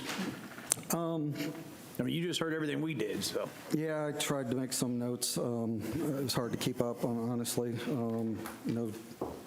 I just couldn't keep up, honestly. The unfunded liability for the pension. It depends on who you talk to on how much it is. According to the pension board, the last I heard from the pension board, which is made up of members of both the union and the city, so it's not just a union board or a city board, it's a pension board. And the last I heard, it was about $8 million. I don't know if that's correct or not. I don't. Now, is this based on if everybody was retired? This is, yes, if everybody was to retire. That's if everybody retires at the same exact time? If you closed the pension down today, you would owe $8 to $13 million, whatever it is. Okay. If the pension goes on, then the unfunded liability, as long as it doesn't continue to grow and grow and grow, it's there and you continue to pay on it. Last I heard, the pension was about 80% funded. Generally, when you look at a pension, it's generally done on a 30-year actuarial, meaning that you look over a 30-year period to pay it off, just like a mortgage. And if your mortgage was 80% paid off, you'd be doing pretty good. And most pensions that are 80% paid or in that 75 to 80% ballpark are considered pretty good pensions. As far as what the firefighters are putting in, they're putting in 11.4%. That's higher than just about anybody you can ask around here. So they're doing their part. As far as payback for educational assistance, we have a form in the fire department for the training budget. If you go and you take a class, you are required to stay at least 2 years for, I think it's a class that's under $1,500. And please don't quote me on the number. I don't know right off the top of my head. I think it's $1,500. If you take a class that's less than $1,500, you're required to stay at least 2 years, or you have to pay it back. If it's over $1,500, you have to stay at least 3 years, or you have to pay it back. And if you leave, we take it out of your payouts. It's the same thing for the city's pension, the city's payback. The city has a payback as well. So if you go for college credit, course. It's paid for out of the city's fund, and there is a time requirement for that as well, that you have to stay with the city a certain amount of time or you have to pay it back.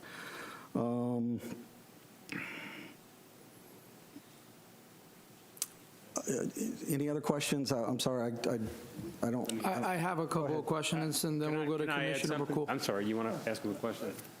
I just wanted to add, the one question was asked about what the city has gotten out of this. Well, like it or not, we're in an environment where it's difficult in the public safety arena to attract and retain employees. If you don't keep pace with surrounding jurisdictions, you're going to find yourself losing employees. You're going to find yourself with high costs of hiring new employees and retraining them. It's just a fact of life. I negotiate contracts all around the state, and what I see that's been negotiated in this, I think, is very reasonable. There's lots of jurisdictions out there that are having to do a whole lot more just to retain employees. So that's one thing that we've gotten out of this. The other is we have extinguished a fairly good-sized liability that the city had by way of this MOU on transport. We've gotten that settled, and it's behind us. There was a grievance that had been filed. We could have gone to arbitration, had an arbitrator rule against us. So that was something that I think is a great benefit to the city to have extinguished that liability.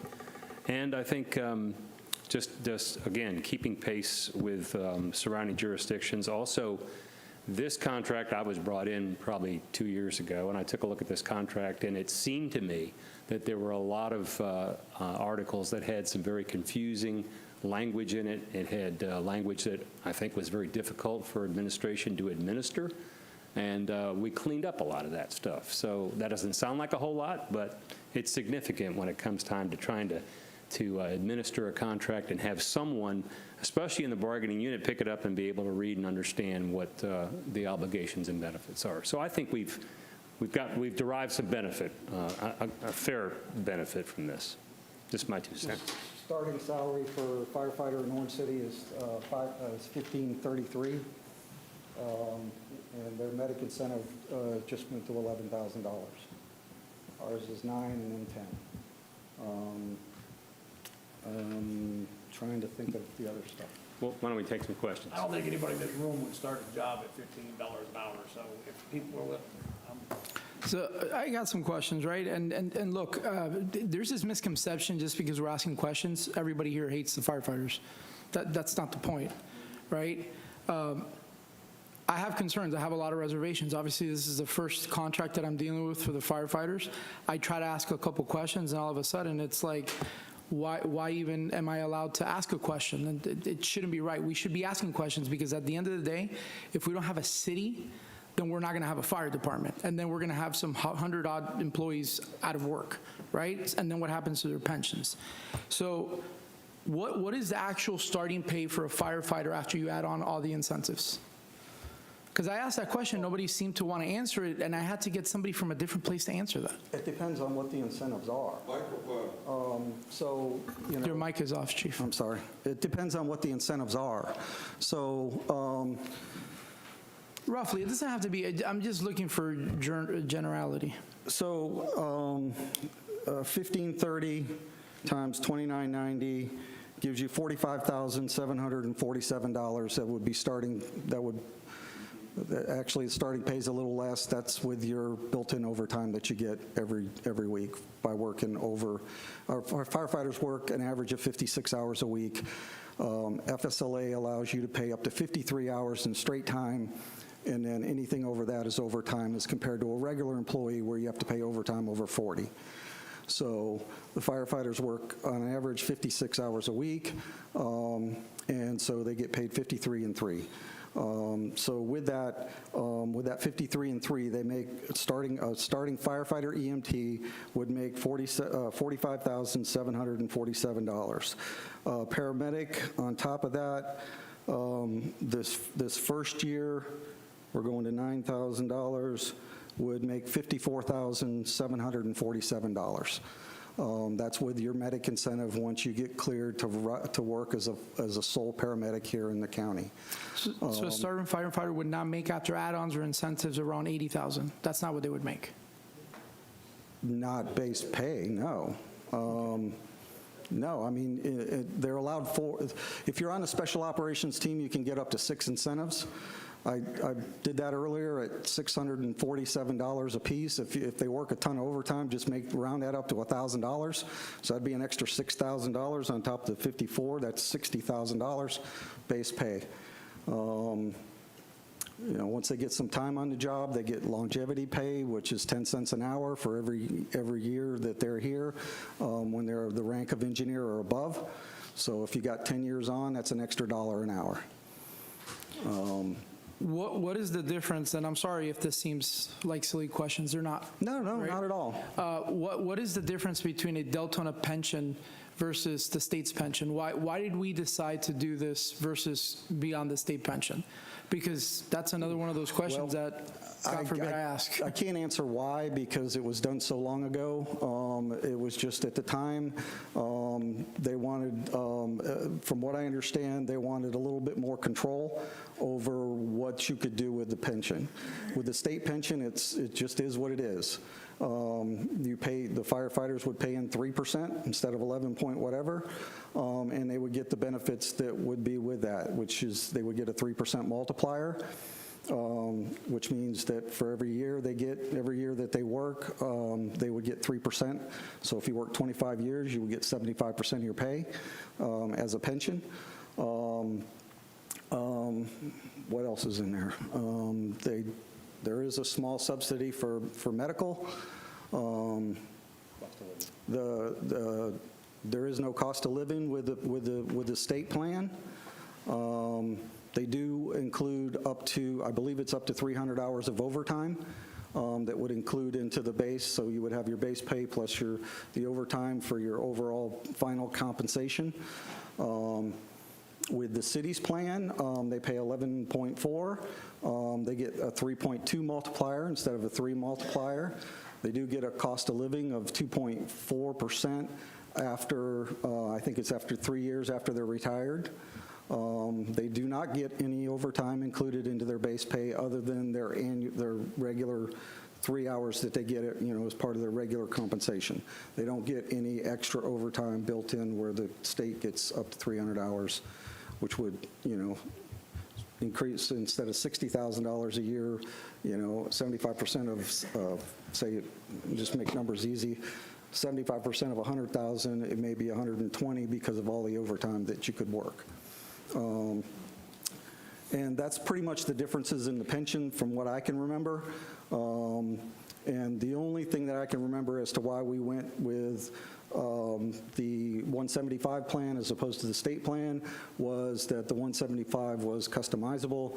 You could change things and manipulate, the plan as it went forward. Commissioner McCool, thank you, Chief. Mm-hmm. I was answered, so thank you very much.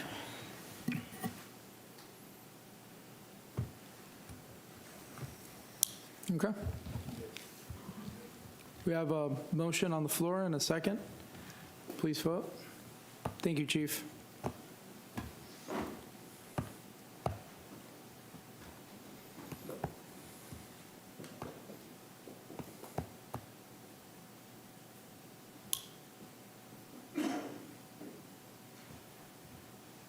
The motion passes 5-1. And just one other thing I remembered, the city of DeLand, I believe, has an incentive article in their pension, in their contract. So, thank you. Thank you. This time, we're going to go ahead and move to Section G, request approval for extension of the contract with Vanguard Utility Services, Inc. to complete the installation of approximately 20,000 5/8 by 3 1/4 automated water meters in the amount of $1,095,030. Ms. Wallace. Good evening, Phyllis Wallace, Public Works. You may recall in May of this year, we came before you with the contract for Vanguard to install all 30,000 meters that we purchased, and the contract was for an initial 10,000 meter installation. Our concern was, could this company fulfill our expectations, and they have, and therefore I'm back before you to request that we extend this contract for the balance of the 20,000. Just to bring you up to speed, Vanguard, as of today, has installed 8,760 meters. That is in addition to that, the city is installing meters as well on existing services, and they've installed 3,045, so we've completed 11,261 meter installations to date. Vice Mayor Jody Lee. Can we get some kind of map or something that shows where these meters have already been installed, or so? Because I've checked around, there's some areas in District 6, and I haven't looked other places, but I'd like to get some kind of map where we can figure out where some of these have been installed. Yes, sir, we can do that. Mike. And they're still planning on, how many left over there? You said approximately 20,000 are left over? 20,000 left under the contract for Vanguard. We purchased about 35,000 initially, so we will have some spares as well. And then how many we still got, how many, we have more we still have to buy? No, sir. So this will cover everybody in the city, so Yes, sir. for residential so far? Yes, sir. And then, now all the new developments, they're required to put in these water meters? Those are going in, yes, sir. Mhm. Okay, thank you. Commissioner McCool, then Commissioner Bradford. Thank you very much. I understand that the commissioner is on the board, but I just wanted to go ahead and make a motion to approve. Mr. Mayor? Go ahead. Second. I move to approve the extension of the contract with Vanguard Utility Service to complete installation of approximately 20,000 5/8 by 3/4 automated meter reading water meters in the amount of $1,095,000. The city manager has the authority to make corrections of scrivener's errors and the like. There's a motion by Commissioner McCool and a second by Vice Mayor Steve. A motion by Commissioner Colwell. Commissioner Bradford, and then we'll go to public comment. Commissioner Bradford wrote, are they notifying residents before they do the installation? What are they doing? One of the biggest complaints is residents are not understanding what is happening. Yes, Commissioner, they are notifying by hang tags. Those hang tags are supposed to go out 7 to 10 days in advance. I will verify that that's being done. We are doing a double check with our staff to make sure that they are following that. So we'll make sure that that continues to operate and there is no service disruption without them notifying in advance. Commissioner Bradford is on the board again. All right, public comment? There are no public comments. All right, can we vote, please?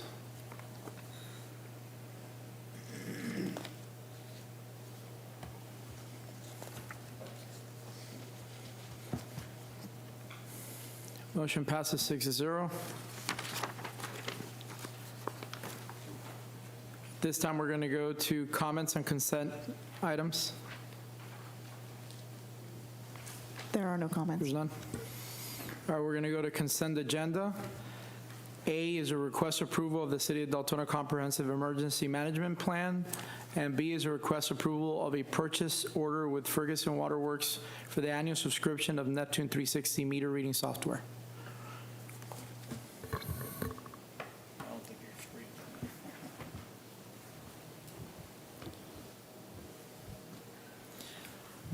Vice Mayor Jody Lee, and then Commissioner Avila Vasquez. Ms. Phyllis, I have a question on B. Didn't we already approve the Neptune 3-meter reading software? Is this another one? I thought we approved one before. At an earlier time when the meter reading first got started. Right, but this is an extension of that agreement. It's an annual renewal of the software. We can't just buy the software? It's Well, you have to pay for license renewals. Okay. Commissioner Avila Vasquez. Thank you, Mayor. If there are no more questions or public comments, I would like to make a motion to approve consent agenda A and B. There's a motion by Commissioner Avila Vasquez There's a second by Vice Mayor Jody Lee. Please vote.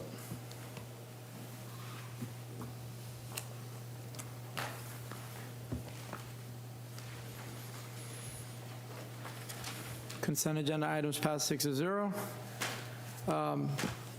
Unless we think we can get done with everything else by 10 o'clock, does somebody want to make a motion to extend the meeting 15, 20 minutes? So moved by Commissioner Villa-Vasquez. Second by Vice Mayor Jody Lee. Everybody in favor, just say yay. Yay. Everybody against? Okay. Meeting's extended.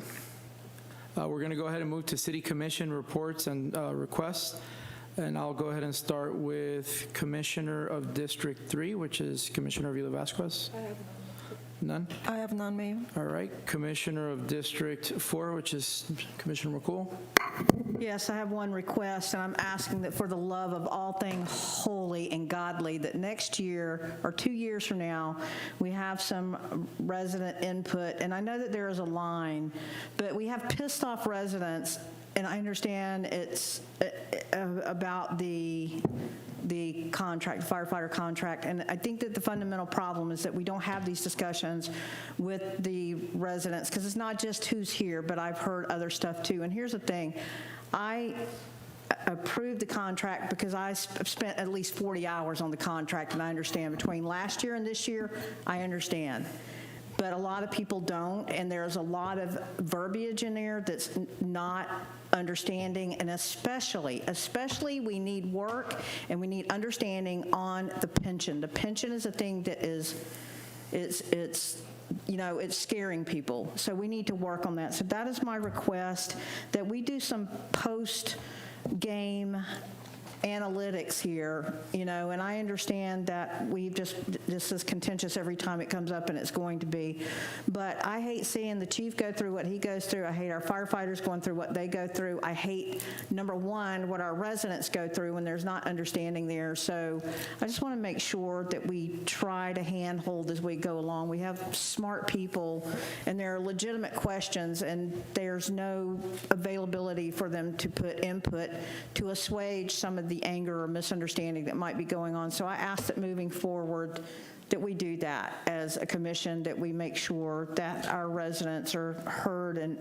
understood. So if we can do that. And I know that we have a great team that works on this, and I understand how much work goes into it. But that's a part of the picture that we just need to improve upon to be forward-facing. I mean, we did that with the stormwater assessment. We missed out on the stormwater assessment because there were so many people that didn't really understand the way that it was presented. And so we had a bunch of angry people. And you know what we did? We bent down to that, to public pressure, rather than continuing to move forward with what we needed to do for the city because people were so pissed off. And now we have projects that aren't done because of that. So I'm just saying, as a cautionary tale, as we move forward, to engage more and be front-facing with the residents, explaining what this is about. We don't do a great enough job to that. I 100% back my vote on this contract, but we need to do better with spending time prior to the fact and talking about it. So that's my special request. Commissioner Bradford.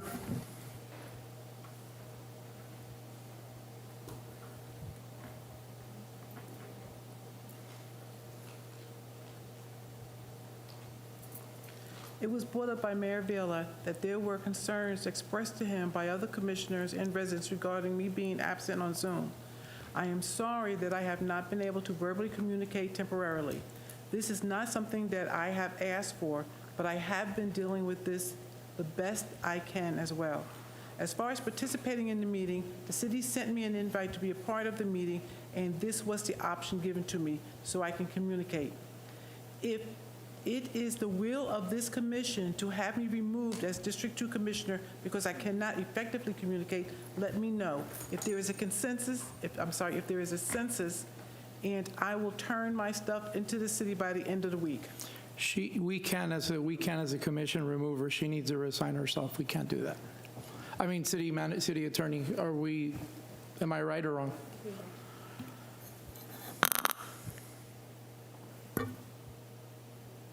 No, I mean, you're right.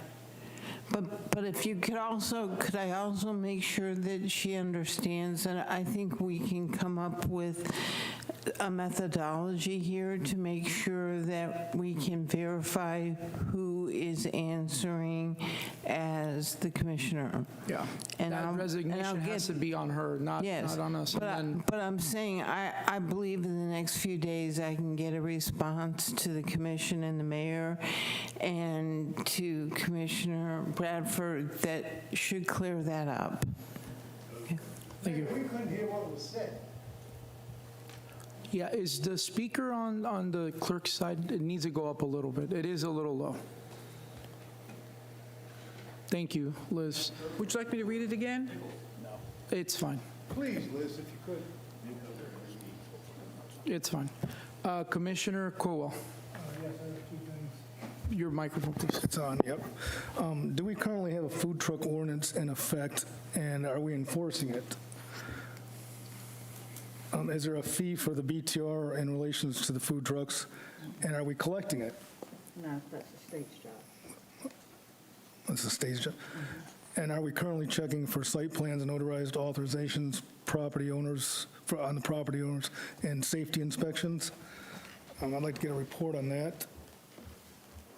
Also, where are we at with the Enrico and the other terrace projects over there behind the Publix? Behind the Publix, the 2 projects that are going on that have been...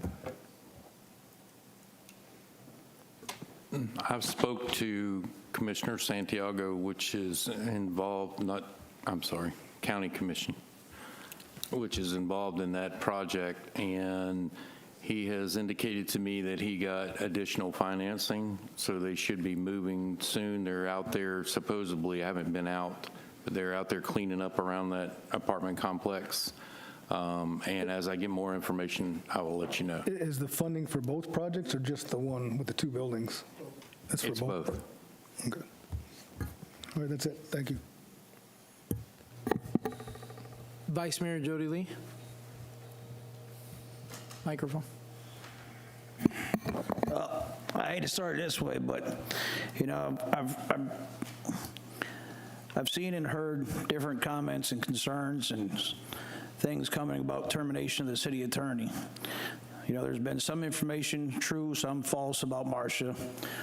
You know, there's different people, a lot of times people twist or omit, or things that don't come out the way it has to be. And some people have their own agenda about things. Marcia's been very good at the city. However, recently I think she's been dealing with a lot of personal issues herself, and I believe it's taking its toll. And I believe it'd be in Miss Marcia, our city attorney, to submit her resignation. And I believe we should make a vote to terminate the city attorney 90 days from today and get a new RFP out for a new city attorney as soon as possible. So I'm making a motion for it. There's a motion by Vice Mayor Jody Lee. Is there a second?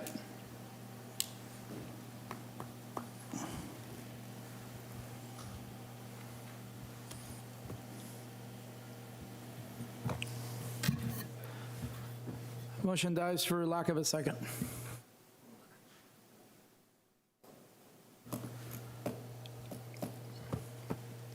Can I ask a question, City Attorney? Because am I able to second motions? Yes. That's not what I was told prior. Am I able to second motions as the chair? Yes. Beautiful.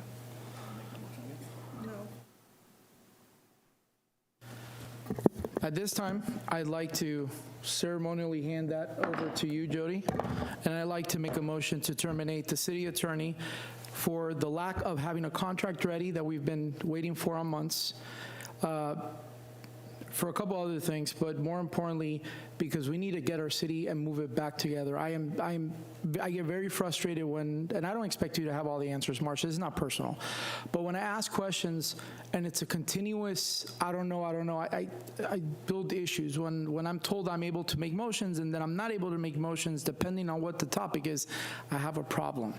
So I'd like to make that motion to terminate the city attorney in 60 days. I would like for us to bring up a new RFP. At the same time, I would like for us to also call back the people that did apply so they can be included in that procedure. Second. Second. You're the chair right now, so. We have a motion? We have a motion and a second. Can we do a vote?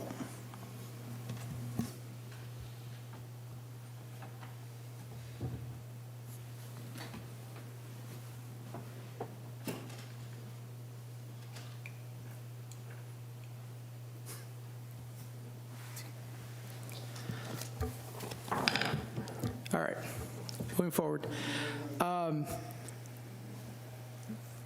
Mr. Whitcomb, I think I asked in the last commission meeting, if I'm not, I could be wrong, it could be another one. I asked that we specifically, can we do something about responding to residents that have questions on the podium, at least within a reasonable amount of time? We need to get, I mean, I know it seems. Mr. Mayor, are we on your comments, or did you finish up with the city commissioner comments? Are we We're on moved down to special, your we're on special comments Okay. and reports. And this is my request. Thank you. I want to make sure that, can we do something? I mean, I don't know if I need consensus for it, but I want to make sure residents are getting their questions answered. Yeah, I mean, because it's, but I don't want to do it during comments, because then we set a precedence that we've never had in the past, right? I want to be able to make sure that whether we like the questions that they're asking or not, they at least get an answer, right? And I think last time I asked that and I was told, yeah, but it's not happening. So just like when Chisholm was here, I specifically asked, and I got consensus, and I'm gonna pull up the date of that meeting for an operational audit, and everybody on this diet said yes, and yet it still hasn't happened. So I want to know, can this happen, and can I get a time frame of when residents are going to start getting their questions answered? Please. So you mean, are you asking, are they answered in the meeting, or are you talking about sending the answer to the email? You're right. So meeting's over, they already they fill out the paperwork. Right. Can we get back to them with an answer? Yes. And if it would be great if the commission would be CC'd on it, so we all know that person's being answered. Please. Okay. And can I get a deadline on when that can start happening? We can start that this week. Beautiful. Thank you. City attorney comments. City manager comments. Yes, today in the city manager's report going out, there's a paragraph about some construction work going on Lake Helen Osteen Road to replace 300 feet of sanitary sewer along with 2 manholes. There will be a detour set up. Everything will be on our website tomorrow. It is in the newsletter at this point. We had one of the staff members go out today and do an actual video explaining the project. So I want to let you all know about that. The parade, I think, went very well. There was a lot of participation. We had a lot of floats. We had a lot of entries. Staff did a good job. All the departments, for the most part, participated. Parks and Recs headed it all up. Public Works, Sheriff's Department, Fire Department, Code, Building, and we had a very good turnout, like I said. Toys for Tots, we did get some gifts, as you see, dropped off at the parade along from some other areas also. But we also got some gift cards to put towards the Toys for Tots. So my question would be to you all, if you want to do a consensus or how you want to handle it. Do you all want to pick someone from the diocese to take the gift cards? A lot of it's Target gift cards to purchase some more toys, or would you like city staff to do that, or just give the cards out to the kids? Okay. I agree. I think somebody from staff. We can go down the line. Commissioner Vila Vasquez. So who is distributing these toys? Mark. Mark's going to jump up and jump in here.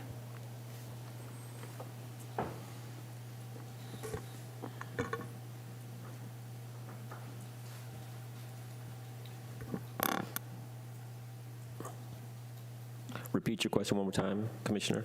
I'm sorry? Repeat your question one more time, please. Who is distributing these toys? Is this going to be given out by here, or is that going to be part of? We will be giving out the toys and the food that you see on the dais to local charities and local needy families, yes. That will be distributed by staff. So are they coming here? They will be coming here to pick everything up, yes. Is it open to the public, or is it going to be by application? I believe they have a pre-approved list already that they Okay. have of people that they are going to service, yes. All right, staff. Commissioner McCool? Thank you, Mr. Mayor. I want to pick back up on the failed vote. We're asking For the thing, that's fine, yeah. staff. That's fine, staff. Commissioner Colwell? Yeah, that's fine. Staff? Yes, staff, I'm sorry. Okay.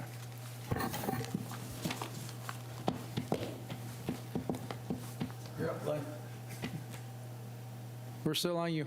I'm sorry, that's it. That's all I have That's it? tonight. Okay, we're going to go to Commissioner comments, and we'll start with Commissioner Bradford.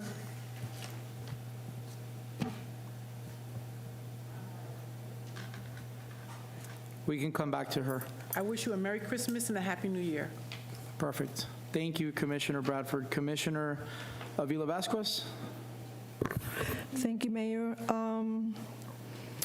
First of all, I want to piggyback on what our city manager said. The parade was unbelievably awesome. I want to congratulate Parks and Recs, our Public Works, the Water Department, every city staff that had anything to do with this parade. Thank you so much. It was really, really nice. I heard very positive comments. Hopefully next year, what do we have, about over 80 floats, I think it was, participations. But it was very, very nice. It was very well supervised by both staff and our sheriff's department, and even our intern city manager. We ain't gonna go into that, right, Glenn? But I just want to bring up some stuff that wasn't mentioned because it's going to expire. The Flag Football League registration will expire December 29. So if you have your children ages 6 to 14, and then the Adult Soccer League expires December 30th. So if anybody wants to join any of that. And I want to wish everyone happy holidays, Merry Christmas, safe, safety first for the family, and God bless everyone today and in the new year. Thank you, Mayor. Commissioner Dana McCool? Thank you, Mr. Mayor.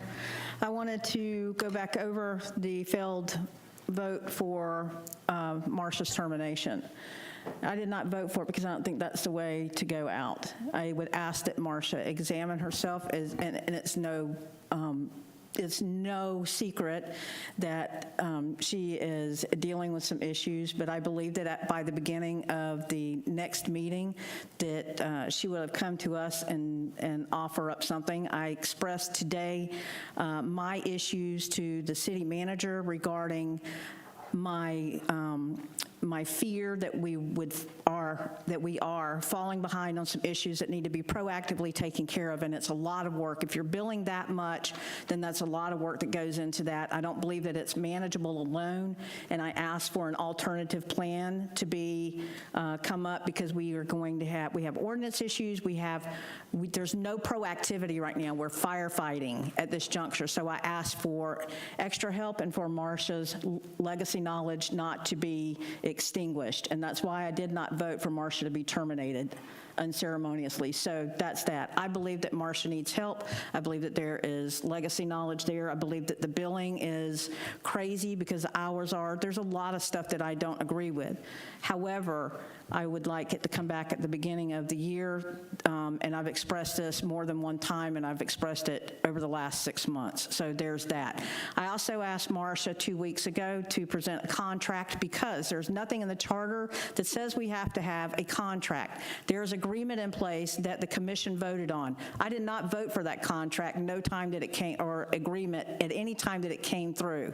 So I'm in a position to say that even though I didn't vote for Marcia's agreement or contract, that I asked her to present a contract. The agreement is what I consider the engagement ring. The contract is what I consider the wedding band, and it needs to be done to clean up housekeeping and to quit the superfluous noise that goes on regarding her not having a contract. That's reason enough to have a contract. So at the beginning of the year, I would like to see this revisited because we need that legal professionalism. As far as our esteemed last Vice Mayor and Commissioner Anita Bradford, we're seriously broaching the area of ADA here if we're asking for her to resign because she has a medical issue in which she can't speak right now. She is effectively communicating. She is effectively doing her homework. She is effectively still an advocate for her residents. So let's take that in for a minute, okay? There are ADA issues here. I can't tell you how many people wished that I would leave the dais on my diagnosis of cancer, but here I am a year later, and I'm still doing my job. So I've missed 3-4 meetings in 3 years. So it's all about women up here. It's nice to attack the women on the dais, but yet when people don't show up to do their job and they're perfectly healthy, nothing gets said. So I'm putting that out there. So let's just think about that when we're attacking a commissioner that can't speak for themselves. I'm sure there's people out there that can talk enough for them and have enough of a big mouth to speak. So think about that. It's disrespectful, and she's doing her job.